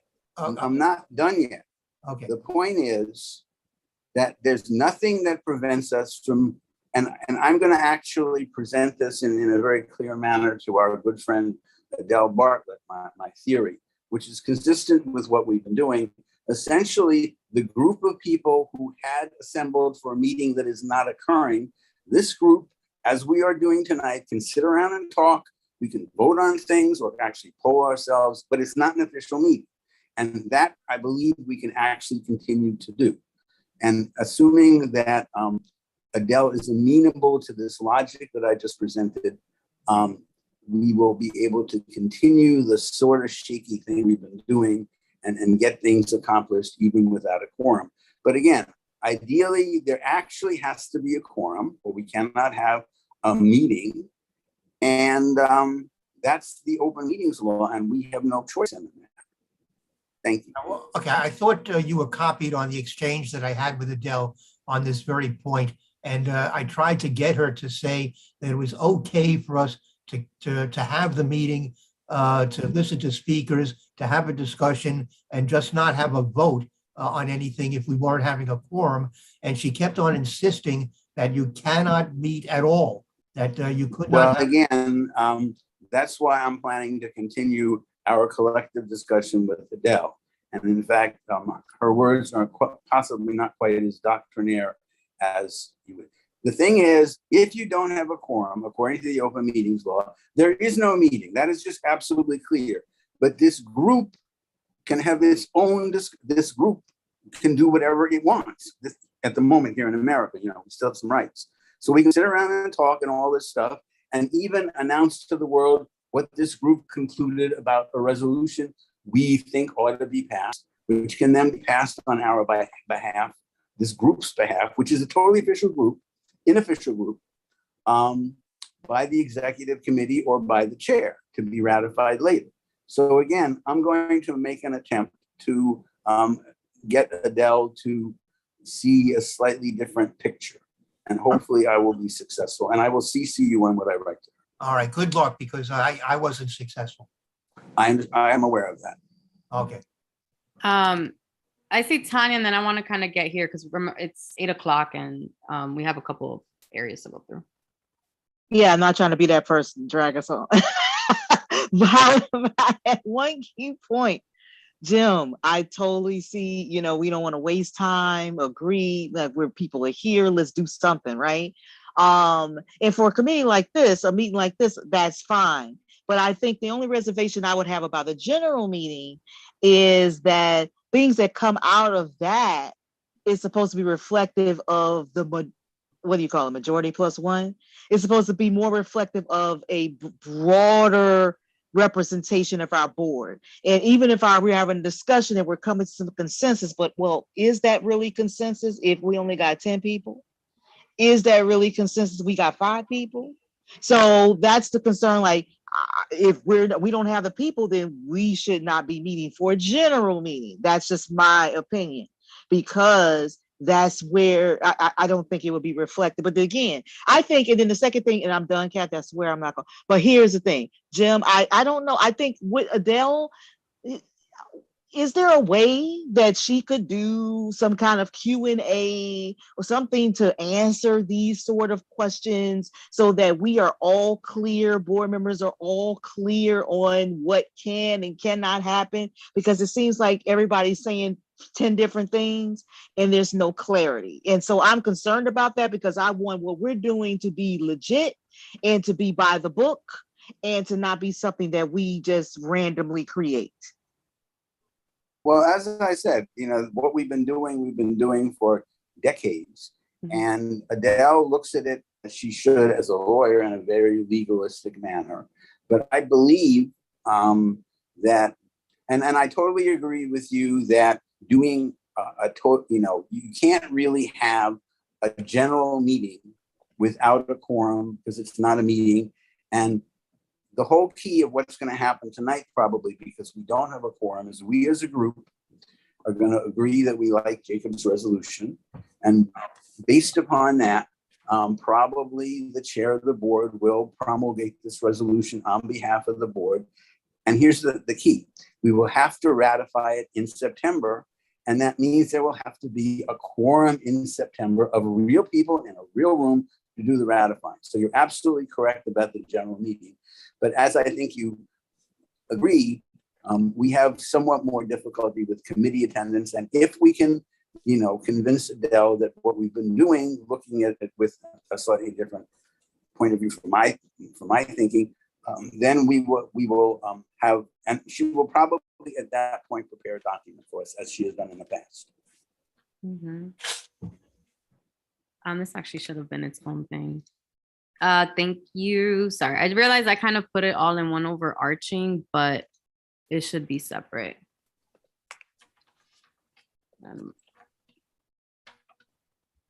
I'm gonna say prevention protocols. Catherine? Yes. I just want to call attention to the public member who has the question. Yeah, I just responded to her, and that's where we're gonna go. Yeah. Okay. So initially we were the next point, and I hope folks are cool with us moving on. Logistics is something to discuss with the board staff as well. And we're kind of vibing on and identifying what people are willing to do and not to do, and do we have enough bodies to do them. So this brings us to meeting room capacity. One, we have capacity limits that are just have always existed. And then of course we have best practices in terms of prevention. And not just COVID, but monkeypox and anything else that might pop up. So one, just to kind of start us off, right? Like we need to know what are the room capacities for all the spaces that we're in. And that's something that we can get from the board staff. In terms of the general, actually, I'm gonna back up real quick. As of now, I haven't received any other guidance. I don't know, Jim and other folks. I don't know if Porfirio's still here actually but what we were told. I'm just on my phone. Oh, okay. Well, we were told initially, thank you. And it's okay. You don't have to respond now. I don't mean to put you on the spot. But what we were told initially is that, for example, our city still we do not have a mask mandate anymore, right? And the guidance that we received is that any mask guidance that a venue may have, right, in lieu of the city or state having one, the venue has to enforce that, right? So we as CB12 members cannot enforce any protocol, right? So like mask, distance, things of that nature. I think there's some very obvious reasons why we don't enforce. So I want to kind of highlight there. So a lot of the language that we have in even the resolution and that we've been talking about for a while is encouraging, right? And what is best practices.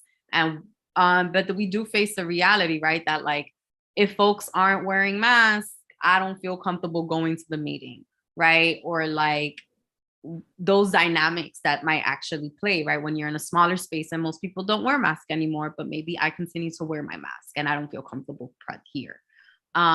So being able to, I think, kind of assess what our members kind of feelings without getting into kind of like, personal practices around health.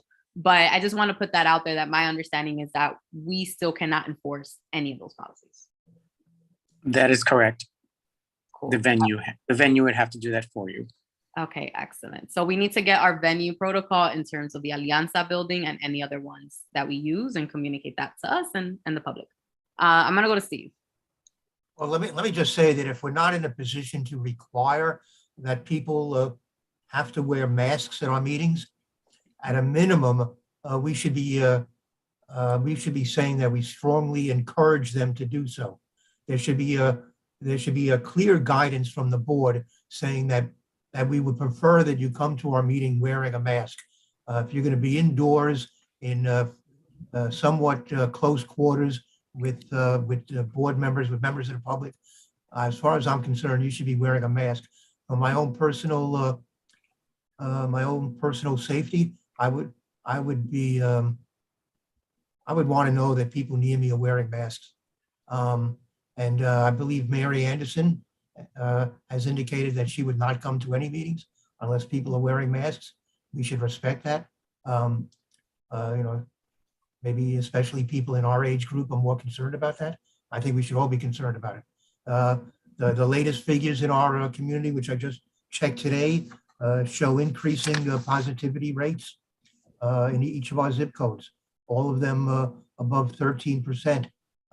Zip code 33 is almost at 15%. In the last week, 422 more people got COVID. COVID is not going away. If it's, unless there's been a dramatic change come September, I would want people to be wearing masks. Mm-hmm. Okay, I'm gonna go to Liz Olsey and address Carla's question in the chat. As any of you know who have received email from me, my signature bar says that COVID is still a problem, and if you are in an indoor venue or a crowded outdoor venue, I think you should be wearing a mask. I will wear a mask at indoor venues, and if I feel unsafe, I am not shy about leaving the meeting and taking the quorum with me. Same. Now, that's not me enforcing a mask mandate, but I am not at all shy about saying my personal condition for being at this meeting is that people are wearing masks. And we're all grown-ups here, and I am not going to tell you what to do. But I am going to tell you that if y'all aren't wearing masks, I'm leaving. And when I do that, I'm probably taking the quorum with me, just so you know. So it's purely voluntary. Wear a mask or don't wear a mask. But if you're not wearing a mask, this meeting is effectively over because I'm leaving, because I don't feel safe. Okay, we're gonna go to OC Jim. I know I gotta address Carla. Actually, let me address Carla first. Sorry, OC, I know you haven't spoken. But that we know of and we can provide that, we can ask the building, at least the Alianza building where the offices are on 165, if what the ventilations are, if there's been any testing. I know from way back when there were like air purification devices and plenty of many masks at the office and hand sanitizer. So those things at least would be in place, but we do need to get, we could provide information on the ventilations, I think. Elsie? Yeah, just to add, I think that we need to be respectful of each other's, potential health issue that none of us know, meaning none of us have to advertise what we have or don't have medically speaking. And so just out of respect, like others said before me, we should ask people to wear a mask, even though it's not mandatory. With that, I want to say if somebody does not want to wear a mask, they'll have to sit somewhere in the corner of the room, cannot sit with everyone else. You can't just expose everyone else to some potentially, we don't know, right? Expose everyone else to something because, we are respecting your view not to wear a mask, but we are being affected by that if there is something going on. So I'm saying it has to be like in two layers. One is to respect each other and wear a mask. And two, if you choose not to, you have to sit in a corner. Just like that, sit in the corner of the room. I'm gonna let Porfirio go first and then Jim in case there's something there. So this is an unofficial answer and response. This question has come up obviously in other boards. So while technically you cannot enforce the issue, you can, and it's your choice as a board to create the parameters that you want for your meeting. So that's up to you if that's going to be one of your parameters for having a meeting. And that's the way I believe most boards have interpreted this. However, specifically, it might be a good question to pose to Adele, but I do know that has been the response for other boards. You set your parameters. Thank you for that, Porfirio. I'm gonna go to Jim and then, okay, I got new hands. That I really want to move to the room capacity now that we have kind of a good place, I think.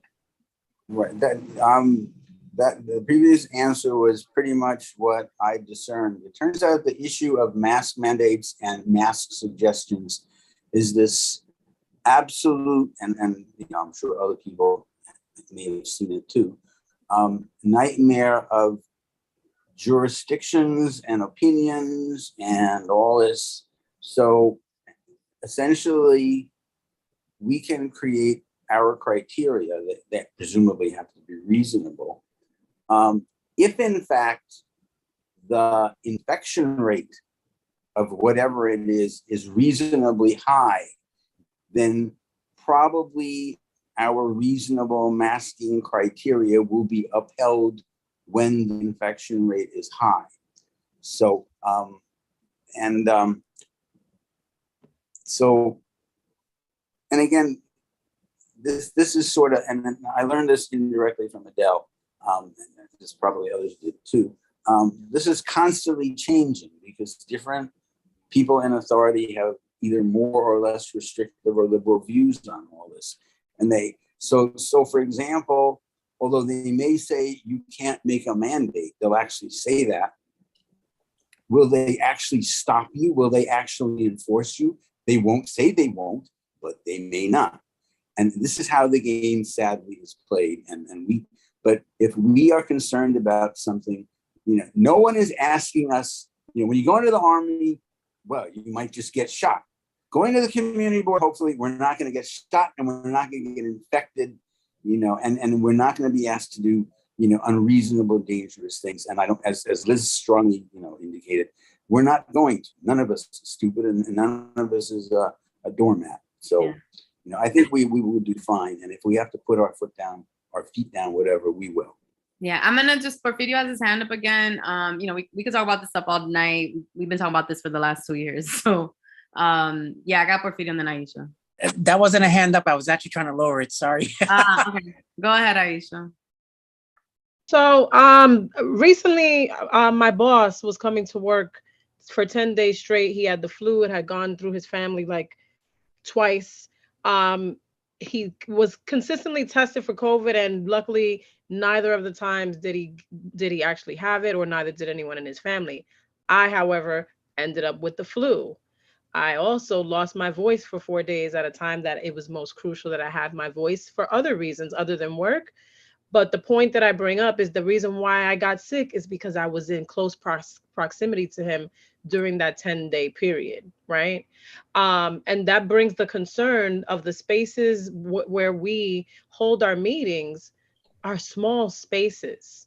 And that raises the concern because I've been all throughout, I've traveled consistently over the last 2 years, and I've been in spaces that I'm pretty sure there probably was somebody else that maybe had COVID and never got it, right? And I still haven't gotten COVID, but I still got the flu from my boss. I'm pretty sure of that. Why can't we use, for instance, the Armory space? I've advocated for increased use at the Armory. The spaces there are larger and would allow for more social distancing than would our current office spaces.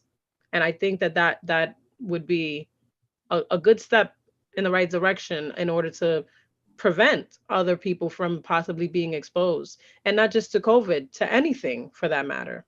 Yeah, I think I'm glad you brought that up again because that's the second space. Like always, at least the time that I've been on the board, folks have always said, hey, if you know of spaces, like if you have a contact at a space, and it is free and ADA accessible and in community and has what we need, and we can kind of put that together, send it to Ebenezer, CC the rest of folks, and share that contact so that we can identify that it's an appropriate space and also add that into the list of spaces that we use, because we've tried to always like hit geographically. And I'm glad that you brought up Trinity Church list because we've always lacked spaces in Inwood. So if you got a space, like we can definitely use it. If it's at a cost, if you know what that cost is, communicate it, because then that means we would need a significant amount of funds. And our general meetings can, and we need to time them right. Yeah, but yeah.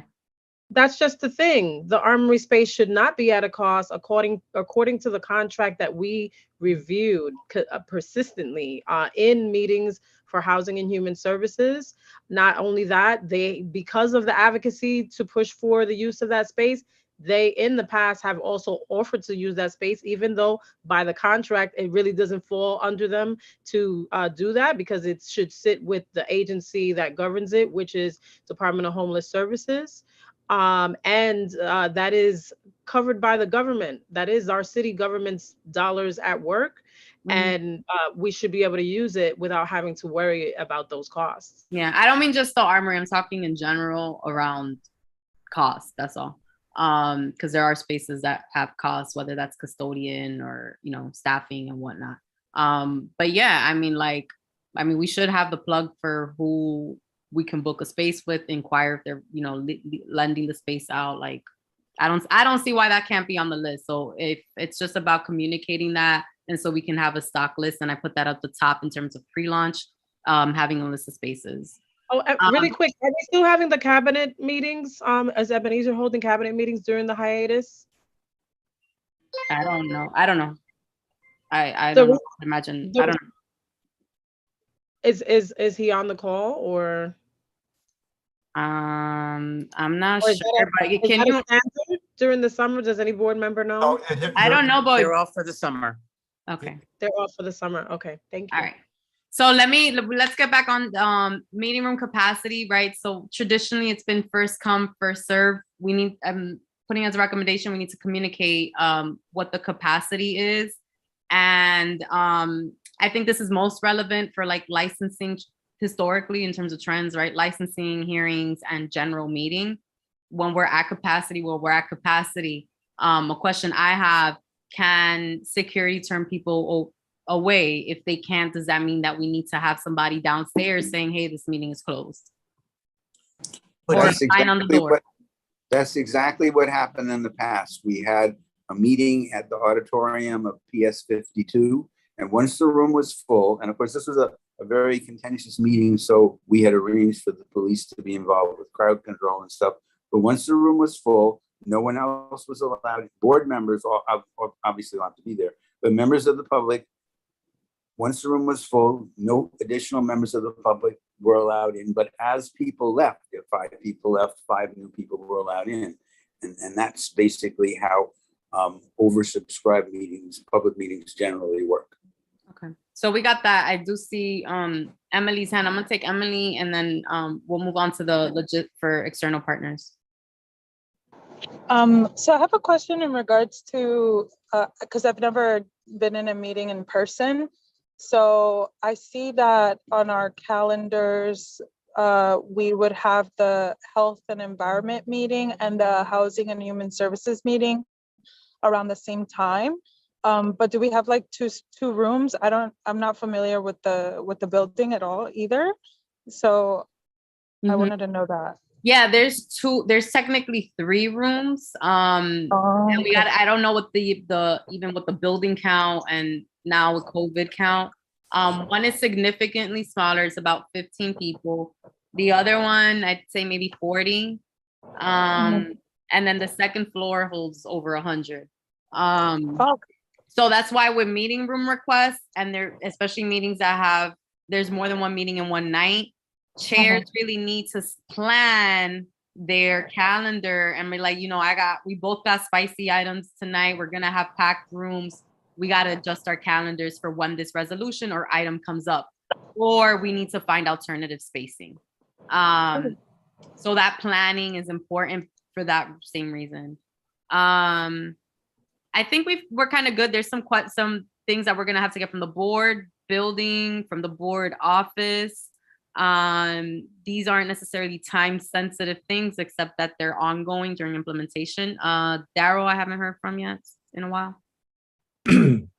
Yeah, I was just wondering, are we able to put a limit on the number of people from the public from like one particular organization come? So like sometimes we have multiple people from one organization. If they just send 1 or 2 representatives and the rest can be on Zoom or whatever, that would be helpful for room capacity. That's an excellent point. Do you mean also like our regular presentation? So let's say like licensing I think licensing and public safety, they always used to bring like at least 3 people. Yeah, I mean, and I know parks too, like they often will have 4 or 5 people, with design and stuff. I was really referring to the public, but if it's more helpful too for presenters, that could be as well. No, I think that's a great number of IRL org reps. But yeah, I think it goes for both actually. All right. All right. Steve, I see your hand up and then we can keep going. Liz, I'm just thinking that these presentations can easily be made remotely. They don't have to be in person. And even the applicants for licensing committee, I don't think they need to show up in person. I think they can also be remote. So I think the licensing committee perhaps can meet in one of our regular meeting spaces. I bet the applicants would prefer to be remote and not have to sit at a meeting for hours on end waiting to be called. Mm-hmm. I agree with both. I mean, it's a lot easier, I'm sure, even for licensing and whoever here is on licensing. I think in terms of logistic efforts and things to keep in mind, right? Chairs and committees need to know in advance if an external presenter or applicant is coming in person or not, right? Yes. That's part of room capacity and that's part of planning. So confirming with presenters, because then on the agenda it needs to say that these presentations are virtual, not in person. But we should give them the option of coming in person or not. Okay. Are there any, I usually don't coordinate these things. So like, are there any other kind of like logistics that you want to keep in mind for external? I know Isidro's not here. Thinking maybe even for land use. IRL cap, confirming with presenters virtual in person. Of course, appropriate meeting links. IRL process procedures. Okay. I think we're good to move forward. These are really just applying the meeting information for both options available to both. And yeah, applicants can continue to email documents, so that shouldn't be an issue. Because I think before for licensing, they had to bring in person. Sally? Yeah, I know that the CJO had a requirement that they had to be there in person for new applicants. I just wonder if the applicants would have the technology to hook up remotely. And then my other question, and I'm not sure where this is addressed, is how do we make our meetings more open to the public so that their experience is more like it was pre-COVID in terms of being able to see who's in the room, us being able to see, both members of the board as well as members of the public. And I'm not sure how that's going to work and where we're going to. That's literally the next point. So Isidro, I just want to, let me wrap up first the external presenters and applicants. Anything that licensing does or anything that's specific to land use, we can hear from their input, but I would assume it continues to be the same. And for the last 2 years, they've been doing all on Zoom. So I'm sure that, again, they would prefer that. Tanya, was it on those two? Yeah, it's gonna tune that down. I have a point for the next one. So when you get to the next one, I'll put. But yeah, for licensing, so would they also, let's say they get the materials from the applicant. Is that something that they're posting?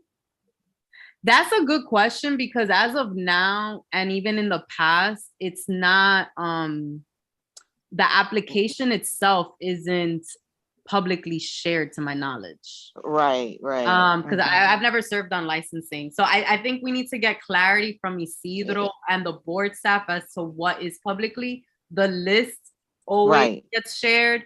And then I think as what Liz said earlier, really like during the general meeting, that's when all the materials around them get put up. But go ahead, OC. The licensing application, the 30 days notice, and any other document that need to be attached according to what to apply for is public information. And just like we are getting it as community board, the public can, should get it as well. So you are not going to post anything that is not public.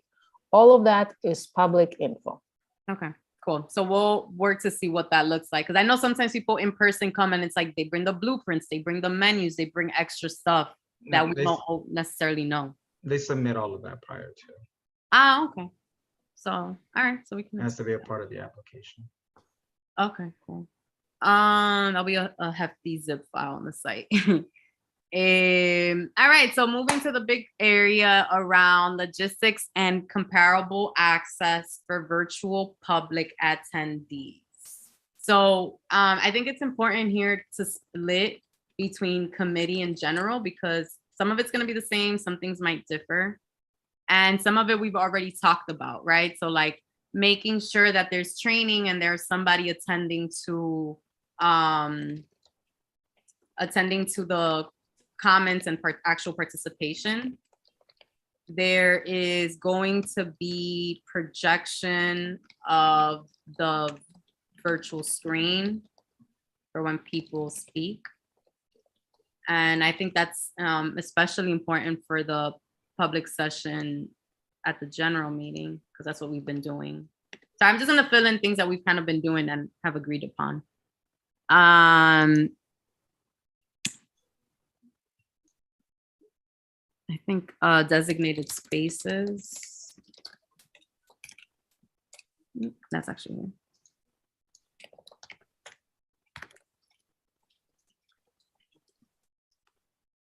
Okay.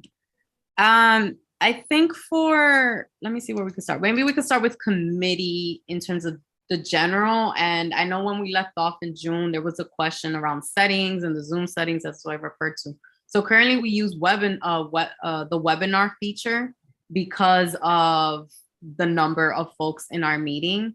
And in that feature, somebody who is attending as an attendee isn't able to see that's just Zoom's limitation, right? They're not able to see who else is there when it is a webinar.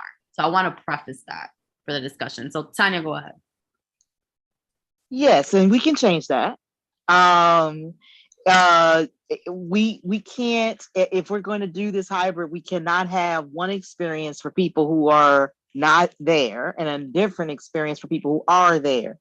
And by having it in a webinar format and setting those settings in that way for that webinar format, you do not, you take away the same experience for people who are attending virtually.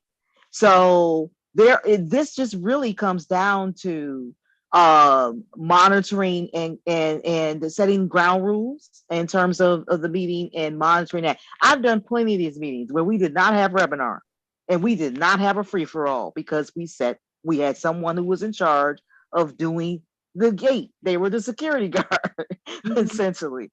And so, and really most people behave. It's really not an issue for the vast majority of people. I think we have to have a little bit more faith in our community and a little bit and think of them in more high terms than they're just going to be troublemakers who are just there to disrupt us. I mean, I think we really need to not think of them that way. And I think, yes, there will be instances where that could happen, but that's happened in person. I've been there long enough to see that. And so what I think that we need to do is bring back the chat, because I'm tired of not being able to put essential information that I'm referring to easily accessible to the community. I'm tired of our presenters not being able to put their contact information, things that are essential to that people could easily get if they were in person, or they can get a business card from people. These things are just not acceptable, and that needs to change. And I think it's about people want to control things. And this is their board. This is the community's board. This is not me. This is not my board or the people that are in this meetings board. This is the community's board. And so this is their meeting. And so this should be set up for them to be able to fully participate in. It should not be about us trying to control something that we're creating a problem we don't even have. So we need to bring back the chat. I didn't vote on that. I didn't agree to that. I don't know how we came up with that rule, because that was, first of all, anything that we do to restrict the public should be something that the board votes on, and that should be something that's arbitrarily done. And I don't know how that happened, but it just sort of happened. And I'm like, well, wait a minute. I didn't say I was cool with that. And so, because I wouldn't have been. So, and again, when we were having those problems, it was one individual. And when we first started having online meetings, that first meeting, it was one person, one. And so that could have been easily dealt with, right? So I really do not feel comfortable having hybrid meetings when we're going to be restricting people from viewing who's in the meeting. I'm not going to be comfortable or okay with us not allowing the same experience. If we have something, this is their meeting. And I think that we need to change that. And I think that we need to vote on that as a board. We need to consider it as a full, something that we vote on and change that, because I didn't vote on it to begin with. So these decisions, I have to ask us to please stop making decisions arbitrarily without consultation with the board, because that's just not okay. And this is not the first time that has happened.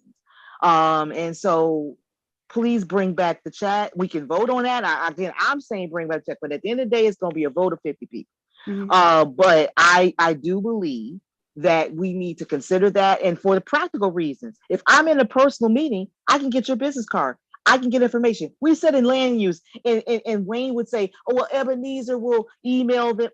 It may not happen. Or someone will say, well, somebody's going to send the information to you. They never get it. If they can just put it in the chat, here's my email, or here is this and that, here is the link to this website I'm talking about. That is the real experience, because I could get that right sitting there, right? And so that's the problem. So however we came to that decision, that's regrettable, but we cannot continue to do that. We cannot continue to just make decisions on our own without consulting the board about our protocol like that. And that's why I say everything we do needs to be in writing and on paper, and it needs to be set in stone, because that needs to be followed in every committee. And we can't have different committee members. I've seen different committee members totally shut down dialogue and totally shut down community members. And then you have others who are much more open to people participating. So to me, when we're talking about hybrid, I think it's going to be very important that yes, chairs should have some leverage in terms of overall structure their meetings, but in terms of how community is able to participate, that has to be consistent across the board. So what is going to be that consistent protocol and practice that all chairs, people who are chairing these meetings, will have to abide by, and not this chair shutting everybody down while this chair over here is being very open and welcoming. That's not okay. And people, and trust me, I've heard this many times in the community. I'm not saying names, I'm just saying, and I've experienced it myself as a person who's participated in some of these meetings, actually asked to speak and was treated this way. So we really had to be cognizant. I'm sorry, it took way too much time, but I just wanted to say. I know that you've been talking about this for the last month, so I gave you for the last 4 years. Thank you, Kathy. All right, we got a couple of hands. I also want to say something. I know a lot of us going to say something. I just want to do a time check for folks. It's 8:36. We got one section and a reso to talk about. I wanted to aim at 9. I want to wrap this up by 9, this piece. So help me get there. Daryl. I just want to say I agree with Tanya 100%, and I wish I didn't have to unmute myself to react to that, because we have emojis for that in the other format. Oh, we don't have emojis? Oh, we need emojis. Aisha. So for one, I wanted to second everything that Tanya has stated. I also just wanted to say that we are the town hall of our district, and it does rob the community if we're not able to engage as such. When we were in person, you could be able to have a conversation with a community member sitting beside you, and board members could have conversations with community members sitting beside them, or even circle the room to have conversations with select board members, or even, I'm sorry, my phone decided it really wants to go crazy right now. Or even be able to have conversations with representatives from electeds office or electeds themselves. And so this is an extreme limitation of what that was. And if we can increase that kind of access in any regard, I think that would be great. But also to limit people's protests is also not democratic. And we are a city agency, and I think people are entitled to speak out against things that they feel are improper, or a marginalization of community members or efforts or whatever it may be. And some of us who are board members may not agree with whatever those statements are at the time, and we should not have the right to limit that speech. Thank Okay. you. Okay, so besides it's, we do have time limits though, so there's that. But I get what you're saying. So chat option, emojis, Zoom meeting option so far. Anything else on that list when we're talking about?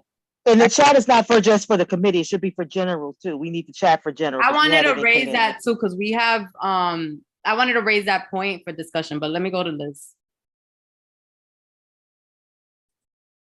As a committee chair, I find it incredibly frustrating. Like, there's a lot that I like about the panelist format. I like that I have the ability to bring people into the meeting when they have something to say. And then occasionally I will have members of the public who are just exploding up the Q&A with snarky comments. And that's just rude.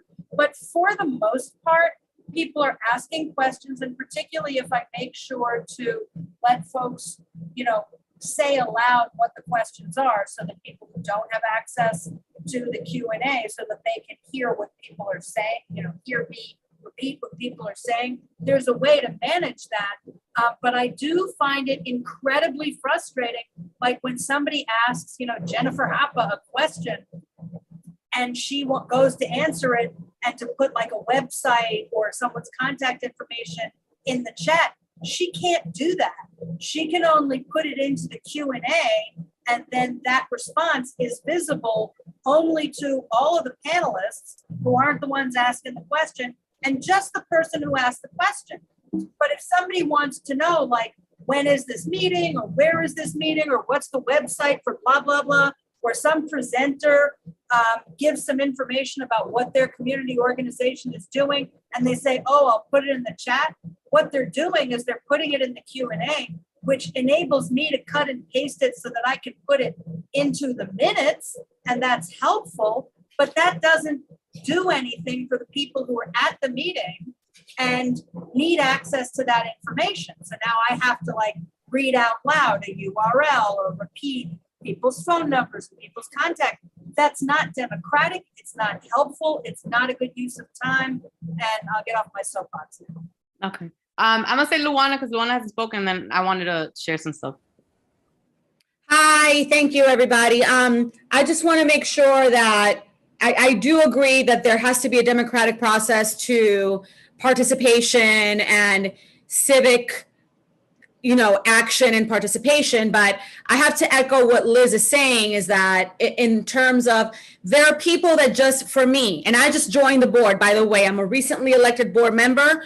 And already I have seen in some of the committee meetings that I've sat in, that there's some people that just show up just for the pure pleasure of antagonizing. They don't contribute. They don't ask meaningful questions.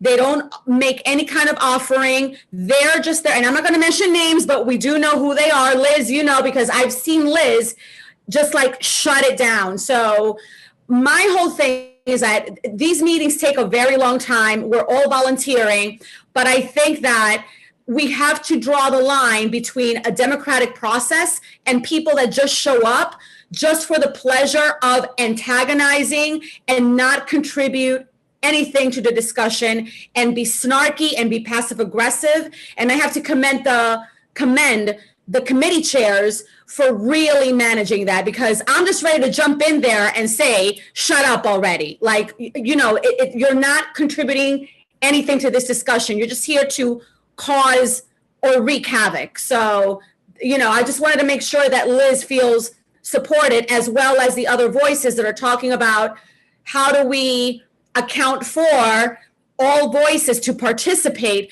but also to be civil and to contribute in a productive manner. Yeah. That's all. Oh, I got new hands. Actually, I wanted to say some things because it's about the split too. So far we got a Zoom meeting, right? In terms of committee, and I'll go into why I wanted to talk about general separately. Chat option for sure, it's annoying. Emojis, I think it's about like, one, we go by Robert's Rules of Order, right? And I think that's new for a lot of not just board members, but even people who often get engaged in their community. Because normally when you go to a community meeting, we operate off of consensus. We're all like building off of each other. And the board structure is not that, right? There are, and each committee looks a little different, but it does still have to adhere to Robert's Rules of Order, right? Whether we like it or not. Like, I don't necessarily want to get into that piece. But there are programmed moments when people comment. I know a lot of the times, like when people have been talking about, like, I want to see everyone who's there. Personally, like even with the general meeting, I can go to a meeting, but you don't need to see like me and my family pic that's in my Zoom. You don't need to know my full name, right? Like I may sign in, but that doesn't mean that everybody in that audience knows precisely who I am unless I speak up and introduce myself. So I think that there's that piece. One of the benefits, and I'm thinking about this straight up, right? Like operationally, one of the benefits of the Q&A has actually been that it's enabled people to speak up despite Robert's Rules of Order, right? Because normally in a meeting, board members talk first, and then in the committee meetings, right? Board members talk first, and then it's the general public. Whereas the part that I love about the Q&A is that people are like going in on the Q&A. And I think from a moderation standpoint, you're able to continue to shape, address, and versus having to come up or wait a longer time, we're actually able to address it sooner. And that's happened both at the committee and the general living. So I think, the Q&A has served that one positive impact. But I do get concerned in terms of like just information sharing and having like, you don't need to know everything about me if I'm at a public meeting. And I think that's kind of like, people want to see the room, the experiences of it. And I think that there are going to be some aspects that are lost regardless, right? Because we do have to adhere to Robert's Rules of Order. And so I wanted to share that for the committee. For the general, because I'm the one that comments on everybody in the Q&A, I do have some feelings about it. And I will also like talk about this. This is a pilot test, right? And so, I think we don't have let me be real. We don't have a secretary. We don't have an assistant secretary. And so for the actual reality of us meeting in September to have in general meetings, a chat, Q&A, and like not being on a webinar function is going to be from a like operational standpoint, really difficult. And not probably a pleasant experience. And I think that when we're often talking, to Luana's point and Liz's, I don't think it's about limiting audience. I think it's about safety.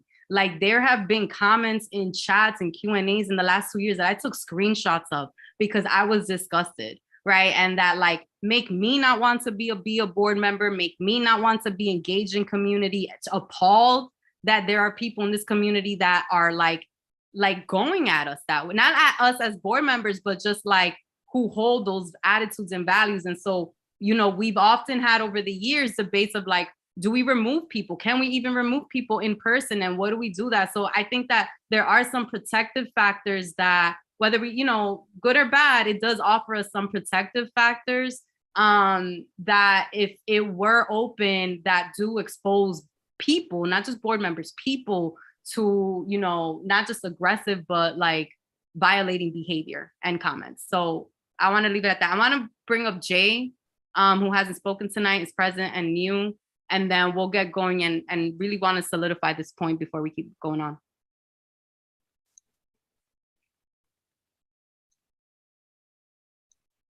Hi, I just had a quick question based on this. How do you deal with someone who's disruptive in person, right? Do you kick them out? Because then in my sense, when we're doing hybrid, just kick them out of the Zoom. But I don't know how you normally deal with someone who's being disruptive and not productive to a meeting. I have never had to eject someone from a meeting.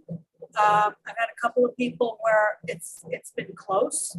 I have found that on Zoom, from the anonymity of a screen, I have seen more bad behavior. People are like, they're just indignantly typing things. I've also noticed that in an in-person meeting, if you have something snarky to say and you're in an in-person meeting, you can say to the person next to you, oh my God, blah, blah, blah, blah, blah, blah. And it kind of ends there. And if there's a lot of that and there's a whole buzz going on, in the room in a way that's distracting, I can, and I have seen other people chairing meetings saying, hey, can we just have one meeting? Or if you're going to have a side conversation, can you take it outside? And so there are ways where you can manage certain things. There are certain things that just don't happen in an in-person meeting. And there are other things that's very easy to manage in an in-person context. It's also in person a lot easier. Like if someone over here is talking and someone over here is like raising their hand and they really want to say something, you can acknowledge this person over here, like you can mouth like, yeah, you're next, don't worry. And they that calms them down. And then the person finishes. So they're, managing an in-person meeting is just a very different thing than a Zoom. And a lot of times in either case, managing people's expectations by reminding them, here's the order that we're going to be doing things for people who came to talk about this issue. We're going to be getting to that next, but right now we're doing this other thing. There are lots of tricks like that for managing either an in-person or a Zoom. Yeah, I wanted to bring other folks, but I do want to say that there have been two incidents from the time that I was on. Normally it's like bouncer style. So like somebody's all up like, oh, rah, rah, rah. And then like 2-3 board members come up and like try to de-escalate the situation and get the person, we'll move the person out the room and try to like de-escalate. The other time there was actually someone who was like stalked to the bathroom, and like there was a whole police report, and somebody said something and like the whole meeting stopped, and the person, like, I think they had to call the cops. I don't remember, but I do remember there was a glaring incident. They're far and few and rare, but it is a reality that especially on contentious meetings, we're going to be dealing with that in person and virtually. So we have to be prepared for both. Aisha, Tanya, and I'm gonna keep going. So I just want to say I'm certainly sensitive to everything that's been listed. And it goes beyond our meetings. I have had people try to put their hooks into me in my personal life. Look up the meeting that I was attending that had nothing to do with CB12 to find out what the agenda is, and then tell a bunch of people in a group, well, why can't she attend? Because according to this itinerary for this non-related meeting, she should be available by this time, right? Which is really intrusive, right? Or people who see me click like on Facebook at 3 a.m. and then they think they could start bombarding different inboxes of mine. And if I didn't answer on Facebook, they're now in my IG, and then they're in my Telegram, which I never gave to anybody to access me. But it's an unfortunate reality of the work that we do, that we are public facing. Right. It is a sensitive topic. It is an issue of safety sometimes. And at the same time, my bigger concern is that given the tools, and this is speaking as someone who was a chair for multiple years, right?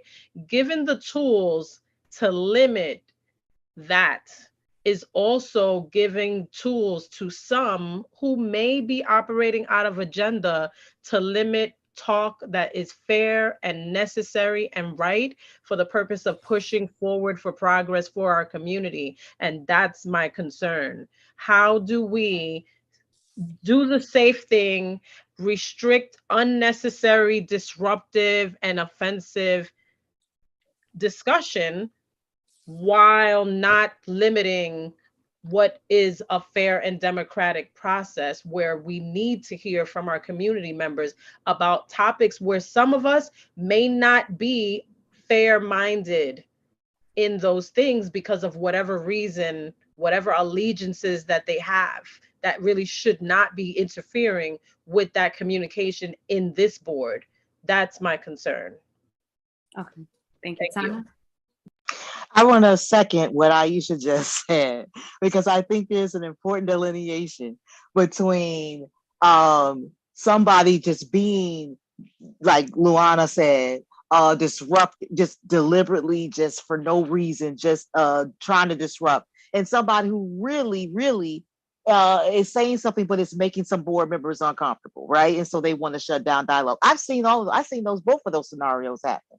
So I think when we talk about this, we have to be cognizant and set guidelines, because we have to be cognizant that we are not tone policing people in order to shut down legitimate points, that we are not allowing people with agendas on our board to shut down people and things that they don't want anybody to know or hear about. And so when we have to be able to set, when is that happening and when do we act, right? And when do we not act?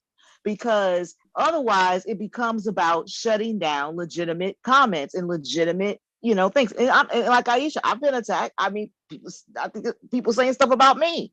I'm like, whatever, and kept it moving, right? I've been on meetings where they're literally invited political figures to talk about something else, and people on there saying these things about the person. That person it was like watered off of their duck's back. You know what I'm saying? Sometimes it's just, but we do, like Jay said, just kick them. I mean, if it's that sort of thing where it is harmful in a way with personal attacks, there are a couple things we can do. We can set guidelines on the top. That's what I do. You cannot personally attack people, right? You can make your point, but you cannot personally attack somebody, though that's a rule that can get you removed, and the consequences for doing certain things, right? And then abiding by that fairly, not who's doing and who's not doing it. I'm going to enforce it on this person I can't stand, but I'm not going to enforce it on this one that I like, right? And so we have to make sure that we have these rules on paper in terms of what is and what is not going to warrant further action, whether it's removal from the hybrid situation, the virtual situation, or in person, right? And so this is just something that happens, right? And I think that instead of trying to limit conversation and dialogue by not having a chat, I think we need to step up and do what we are supposed to do and be accountable to our community and allow that, but have protocols in place that do not discriminate against people. And I will also say that we have to also think about ourselves, because there are board members that attack people on social media, our fellow board members, other fellow board members on social media, and say derogatory things about them. So we also have to understand we're coming into this with biases ourselves and with these same behaviors that we're trying to say, oh, it's the public. So we need to also think about that we are also participants in this vile behavior that we're saying only the public at large is doing. So that's why I say just have rules in place, establish those rules on the outset, but make sure that we are clear. And if we need training on that, then we need training on establishing the difference between someone legitimately making a point, and if we're tone policing and engaging in bias and making decisions about how to respond to people. Mm-hmm. So I just highlight some of the stuff that has come up are like bigger projects that are going to continue to take time, right? It's not like September 5th, we're going to be there. And I do remember that, and I don't know if I'm right or wrong, but I do recall something around MBPOs, around the idea of like the code of conduct, that was like an initiative they were going to take on. But I do think I appreciate especially the offer around funding, because this is something that for funding that we can request for support. All right, so right now let's go. Chat, meeting option for committee, the emojis, and sign up. We haven't spoken about this, but sign up for public session for the general meeting. Tends to take place like in the Q&A, and it's been a little annoying that it needs to be communicated ahead of time that that's how people sign up, not through people. You sign up there and you sign up in person, and communicating when that closes. I had initially thought about like online sign up forms. I don't think that's going to be necessarily fair. Kathy? Yeah. Kathy, I'm sorry. I don't mean to cut. I'm just saying that I think one of the things that Aisha just said and what I just said are not reflected in the notes with the committee, because we just made some very essential points in terms of not training, but making training, yes, in terms of knowing the difference between trying to your biases, to being aware of your biases, so you're not enacting that on people who are legitimately bringing points. But Aisha made a very important point about making sure that we are not reacting to people based on our own biases, and maybe perhaps training is needed in that. And then I said specifically, we need to have protocols in place and have those protocols stated at the top of the meeting, so that people are aware of what is acceptable and what will not be acceptable. And that should be decided with the board. I thought right? These are going to be our protocols. So I just want to make sure. I forgot guidance for participation. Sorry, I thought I wrote that earlier. No problem. I just want to be sure that that's reflected, so that, but I appreciate it. Thank you. And then, all right. And I think, so the sign up for the public session, really key, right? Q&A ahead of time during, how do you sign up? And then of course we have to decide IRL versus virtual first, and communicating limits. So before being virtual, I know it's 8:58, it was 20 people. I don't think we need to decide on IRL versus virtual first. I think we have to have clarity when we're running meetings about what we're doing. But I don't think we have to have a rule about it's IRL and then virtual or virtual. No, I think just clarity on it. I don't mean it as a rule. I mean just like which ones comes first and communicating that to people. No, because I think that when we're running a meeting, there's no reason not to say, it's like when you run through a list that's alphabetical, and sometimes you go A to Z, and then other times you go Z to A. And since the person, as someone whose last name starts with L, I'm always in the middle. Sometimes you pick a random letter and you're like, we're going to start in the middle and then whip around. So I think when we're running meetings, we're going to say this round is going to go IRL first, and then a lap through the people who are virtual. And then on the next issue, we're going to start with the virtuals, and that you maintain some sense of fairness, but you're just always clear about what's happening next. Yeah, I hear where you're going. I think it doesn't have to be a policy, but like, because I've been dealing with it, I just think internally we need, and when we used to be in person and I started, I had built up like a run of show, so that we're all on the same page in terms of like moderation and mics, who goes where. So I think it's just about, we need to maintain a run of show. Because the list, Paola used to have it. I got names here. I got somebody saying, oh, I had signed up, but I signed up through somebody else. And so whoever's dealing with that, and right now we have limited volunteers for that, we got to just kind of keep that clarity. So I think maintaining an internal run of show and communicating when public session takes place. All right, I know that it's 9 o'clock. We got to move on. Chat.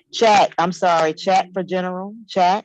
I love the chat idea, but I shared and I communicated that we don't have to get to a decision to it maybe tonight, but I find it really difficult to conceive of on September 20 something to have a chat function in the general meeting, not the committee meetings, the general meetings.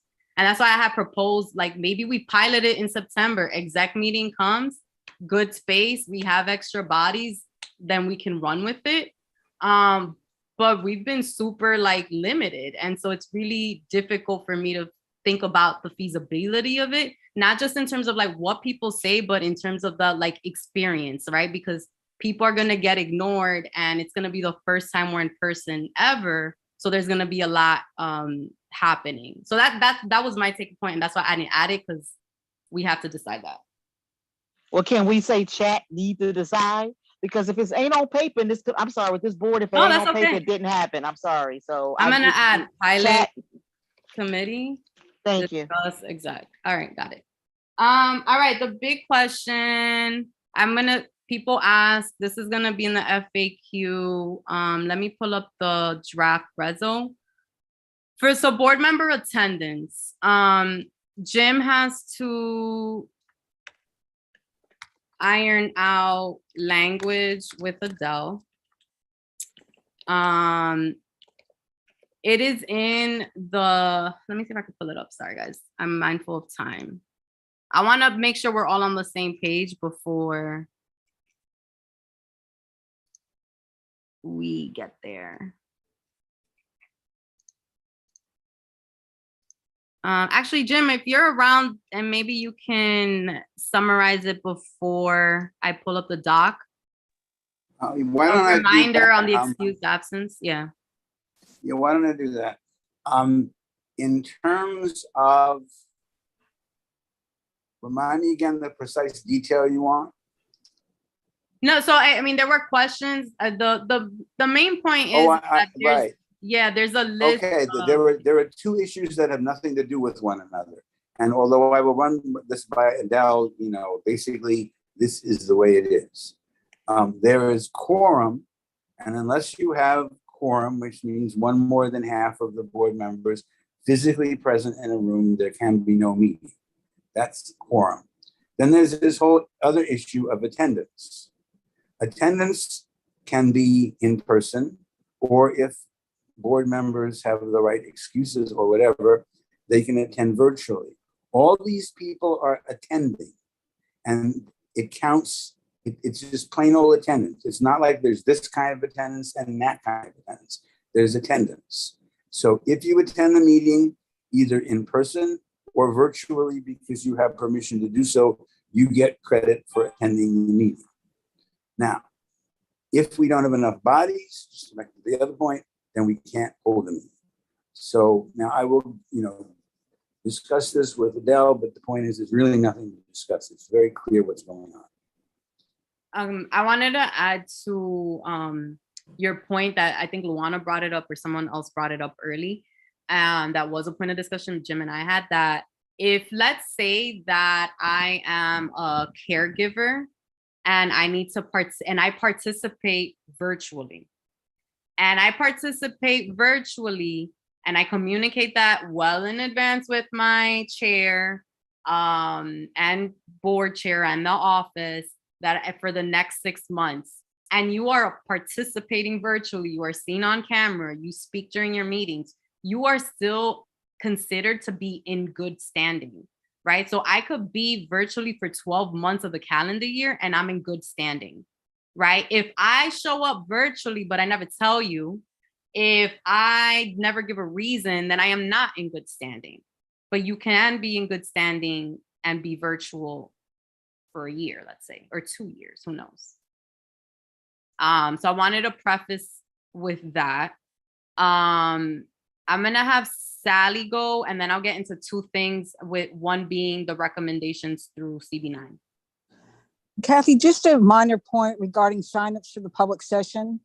Who's ever tracking those, they only see what's in chat or what's in the Q&A from the point at which they sign on.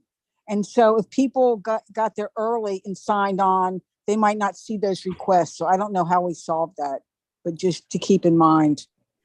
I think I'm going to add that because it also leads to a lot of confusion. When the meeting starts and the Q&A is open and we're recording, that's when people should sign up. Like sometimes people sign up to other people and it makes it really harder for stacks. So I think, to your point, we can test that out, see how it works. Thank you. I'm sorry, just real quick. Why not just make that a protocol where every time you start a meeting, you just say it? Yeah. how do I say? I'm not even gonna get into it, Jay. But yes, it needed to be that. It should be that. It depends who's running a meeting. That's all. Sorry to interject, but I think that to clarify that what Sally is saying is if you tuned in late to the meeting, you not only miss everything that may have been announced previously. So even if it was announced, like, hey, if you want to speak during the public session, you have to sign up in the Q&A.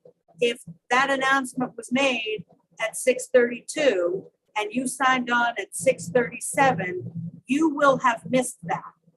You will also miss anything that happens in the chat or in the Q&A prior to your joining the Zoom.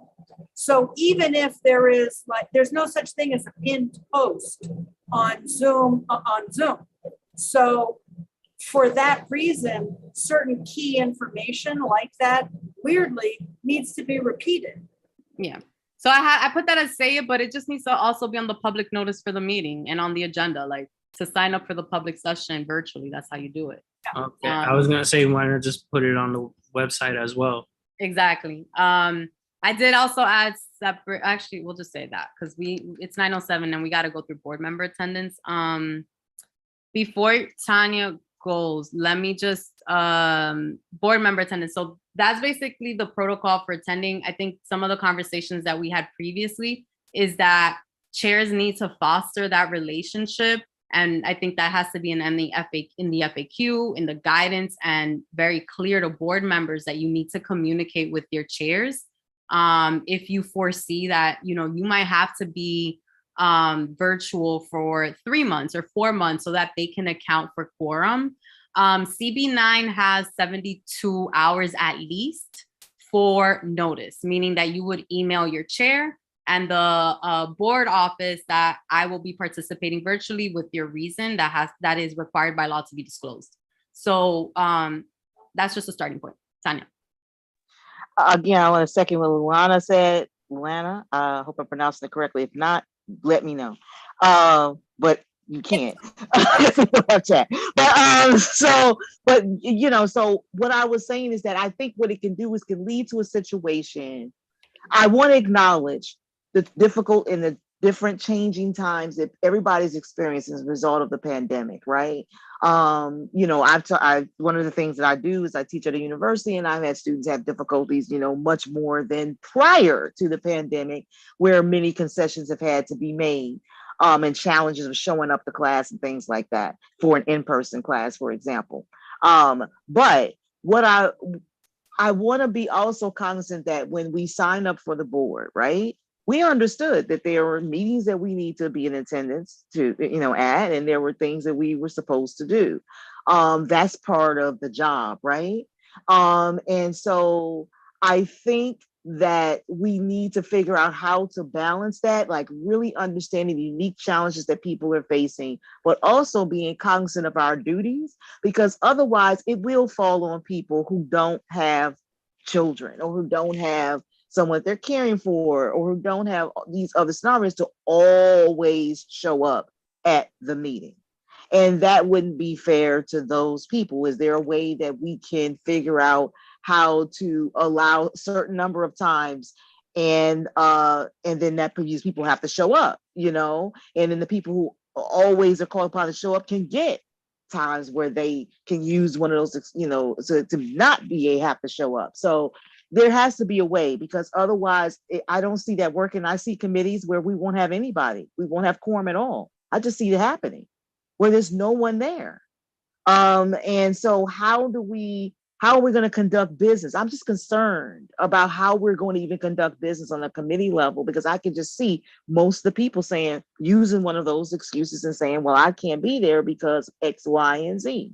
And I understand, and I am not as sensitive as I get it, but how do we make it fair? And I think that is a discussion. And I thank Luana for bringing it up, but I think that is something that we need to think about, and it's much more nuanced than what we're going to be able to do tonight. And thank you for allowing this conversation. Thank you. Yeah, no, I mean, so I think I would to add to that, there's millions of reasons. I think too, right? Like a lot of us have shifted our practices and instincts in that virtual's just it. There are people who have different types of jobs and gigs, and like that is now a communication, right? So some people took on school, took on classes because it was virtual. Now that changed, right? To your point. So I think communications on behalf of chairs, but also communicating expectations to board members that if you do see that this, one, maybe that you need to change committees, right? Like that night's not going to work for you. What's another one that can?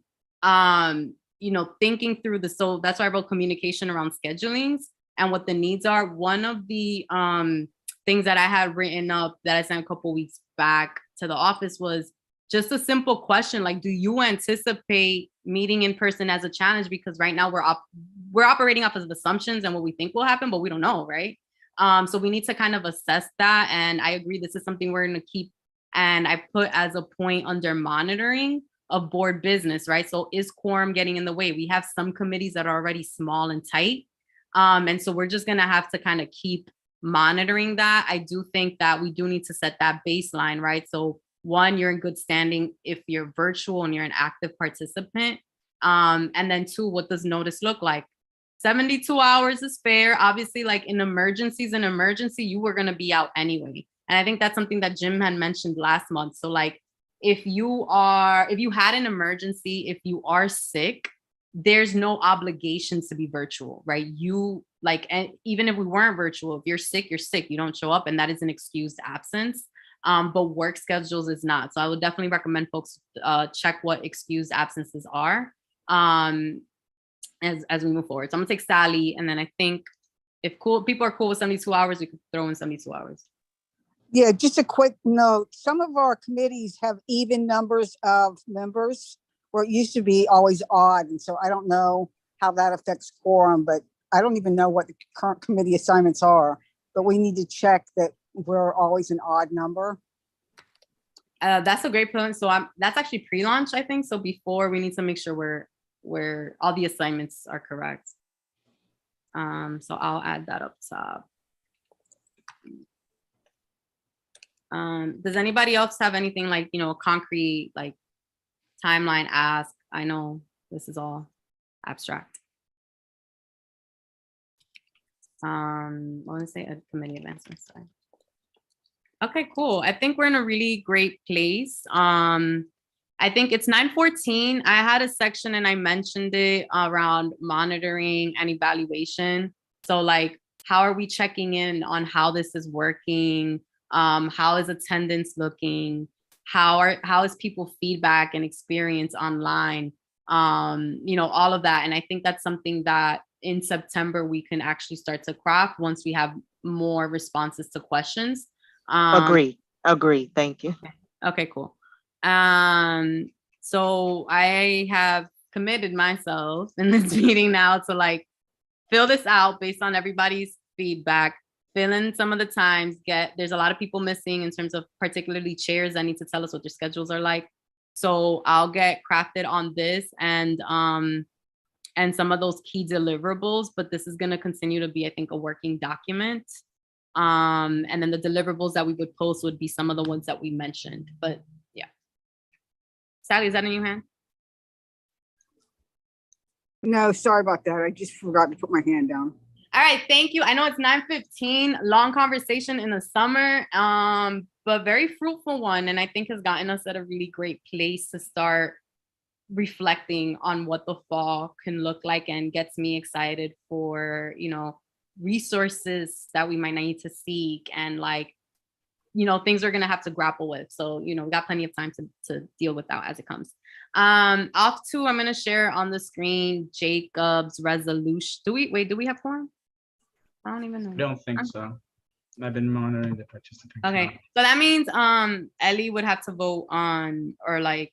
Yeah, as I mentioned earlier, we as this group can express our, you know, that our group, which is a rather representative group if it's not a quorum, is in favor of Jacob's resolution, which I believe we will be. And based upon that, Eli will, with his power as chair of the board, put this resolution forward on behalf of the board, and we will have to ratify it in September. That is what I suggest we do. Excellent. Okay. I'm just gonna share. I think we all got it today. Shout out to Jacob. I wish I had emojis. On crafting this. I know that it's the summer, but this is definitely something that needs to be pushed because of timing. So I'm gonna give you your 2 minutes to talk about your reso. You don't have to read it, but just talk about your reso if you want. Yeah, absolutely. Thank you for the time. And I'm going to be extremely brief because I appreciate everyone's patience tonight. Running through this resolution at a very high level, there is a orthopox virus circulating in New York City communities known as monkeypox. And although it's not typically a deadly disease, it definitely can cause painful blisters and sores and may have severe health complications for folks that are already immunocompromised. It's spread primarily through skin contact and especially intimate skin contact, and currently is predominantly affecting gay and bisexual men who have sex with other men. The CDC and the city are recommending that those folks get vaccinated, but the thing that I really, really want to push is that this is not limited to LGBT people. It will definitely not remain limited to LGBT people. It's just where it's currently identified. The resolution basically acknowledges the work being done by our state and local governments to push for more vaccinations being made available by the federal government, but there is a constrained supply. And we're definitely going to see increasing cases here in the city before this goes away. And we're going to need a lot more vaccinations to help protect the people in our community. So this resolution asks our state and local officials to continue pushing for increased vaccinations. It asks the federal government to make vaccinations more available. And I think keyly, it asks that the city set up a monkeypox vaccination site within Inwood or Washington Heights. The 2 vaccination sites closest to our neighborhoods currently are located in East Harlem and up in the Bronx. Certainly you can get there, but it's not easy. And if we can make it easier for folks in our community to get access to vaccination, we can help keep more people safe. So that is what this is. And I thought it was important to bring before you all tonight. Absolutely. Thank you for bringing it up. I just want to personally share, like, it's infuriating that after not just COVID, but 40 years of lessons from the HIV epidemic, that we are still stigmatizing chronic illnesses, viruses, and have not, systemically have not implemented that. So infuriating. But I'm gonna bring this to a vote. We're gonna do it backwards. So is there anyone opposed to the resolution? Kelly, right now what we're seeing is the hybrid meeting FAQ. Have you meant to share? Okay. No, let me, Can you give Jacob screen share ability so that he can screen share the latest version? Yeah. Oh, yeah. Yes, thank you, Liz. To reflect, Liz, shout out to Liz who helped me make some corrections and updates, but also we added a section which acknowledges the Manhattan Borough President's plan to, sorry, I forget the exact wording, the 7-point monkeypox action plan put forth by the Manhattan Borough President. Go ahead, you can. There we go.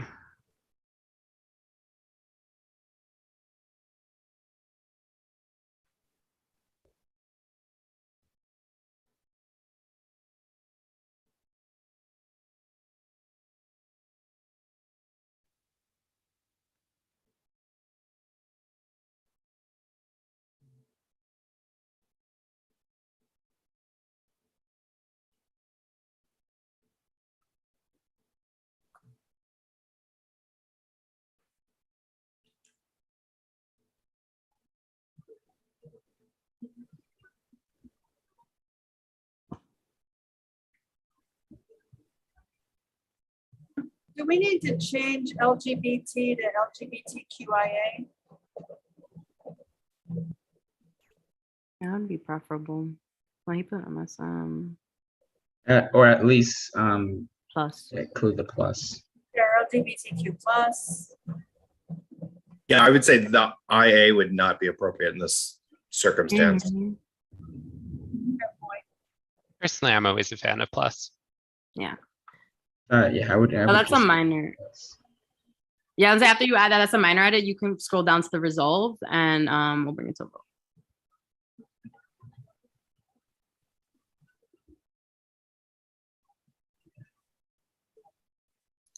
Steve, do you have a question on the reso? Yeah, Jacob just said that the other vaccination site in Manhattan is in East Harlem. So is that, the resolution mentions Harlem Hospital. So is there some other site in East Harlem other than Harlem Hospital? Harlem Hospital is in Central Harlem. Apologies if I've got that confused. Then the site, I believe, is at Harlem Hospital. Okay. Yes, that's correct. That's where it is. That is where it is, because there is a there is a health department center in East Harlem as well, where I thought maybe they were providing the vaccinations. All right, you don't really need to say New York State or New York City. We only have one governor and one mayor. Where is that? Oh. But we have multiple mayors, so don't we? Per villages and towns. Not in the city of New York. No, not in the city though. All right, I move that we approve this resolution. To be clear, it's according to the city's website. It is the DOH site in Harlem, so I'm not sure that it would be Harlem Hospital. So it could be the one on East 115th Street. We can, if you want that because it's a minor edit and just for timing, that can be swapped out. I don't think it doesn't affect our voting on the spirit of the reso. Right. We can second. I second that. Thank you, Daryl. So is there anyone opposed to this resolution? Okay, well, I'd rather we vote on it affirmatively. Okay, you want me to do roll call? Okay. Well, if there's no one opposed, we don't have to do a roll call. Yeah. Especially since this is technically not a vote, it's probably a preference poll of our group playing the same old game. Okay. So I'm gonna keep going. I heard no one opposed. Is there anyone abstaining? Hearing none, I move to, is there anybody in conflict? Okay, hearing none.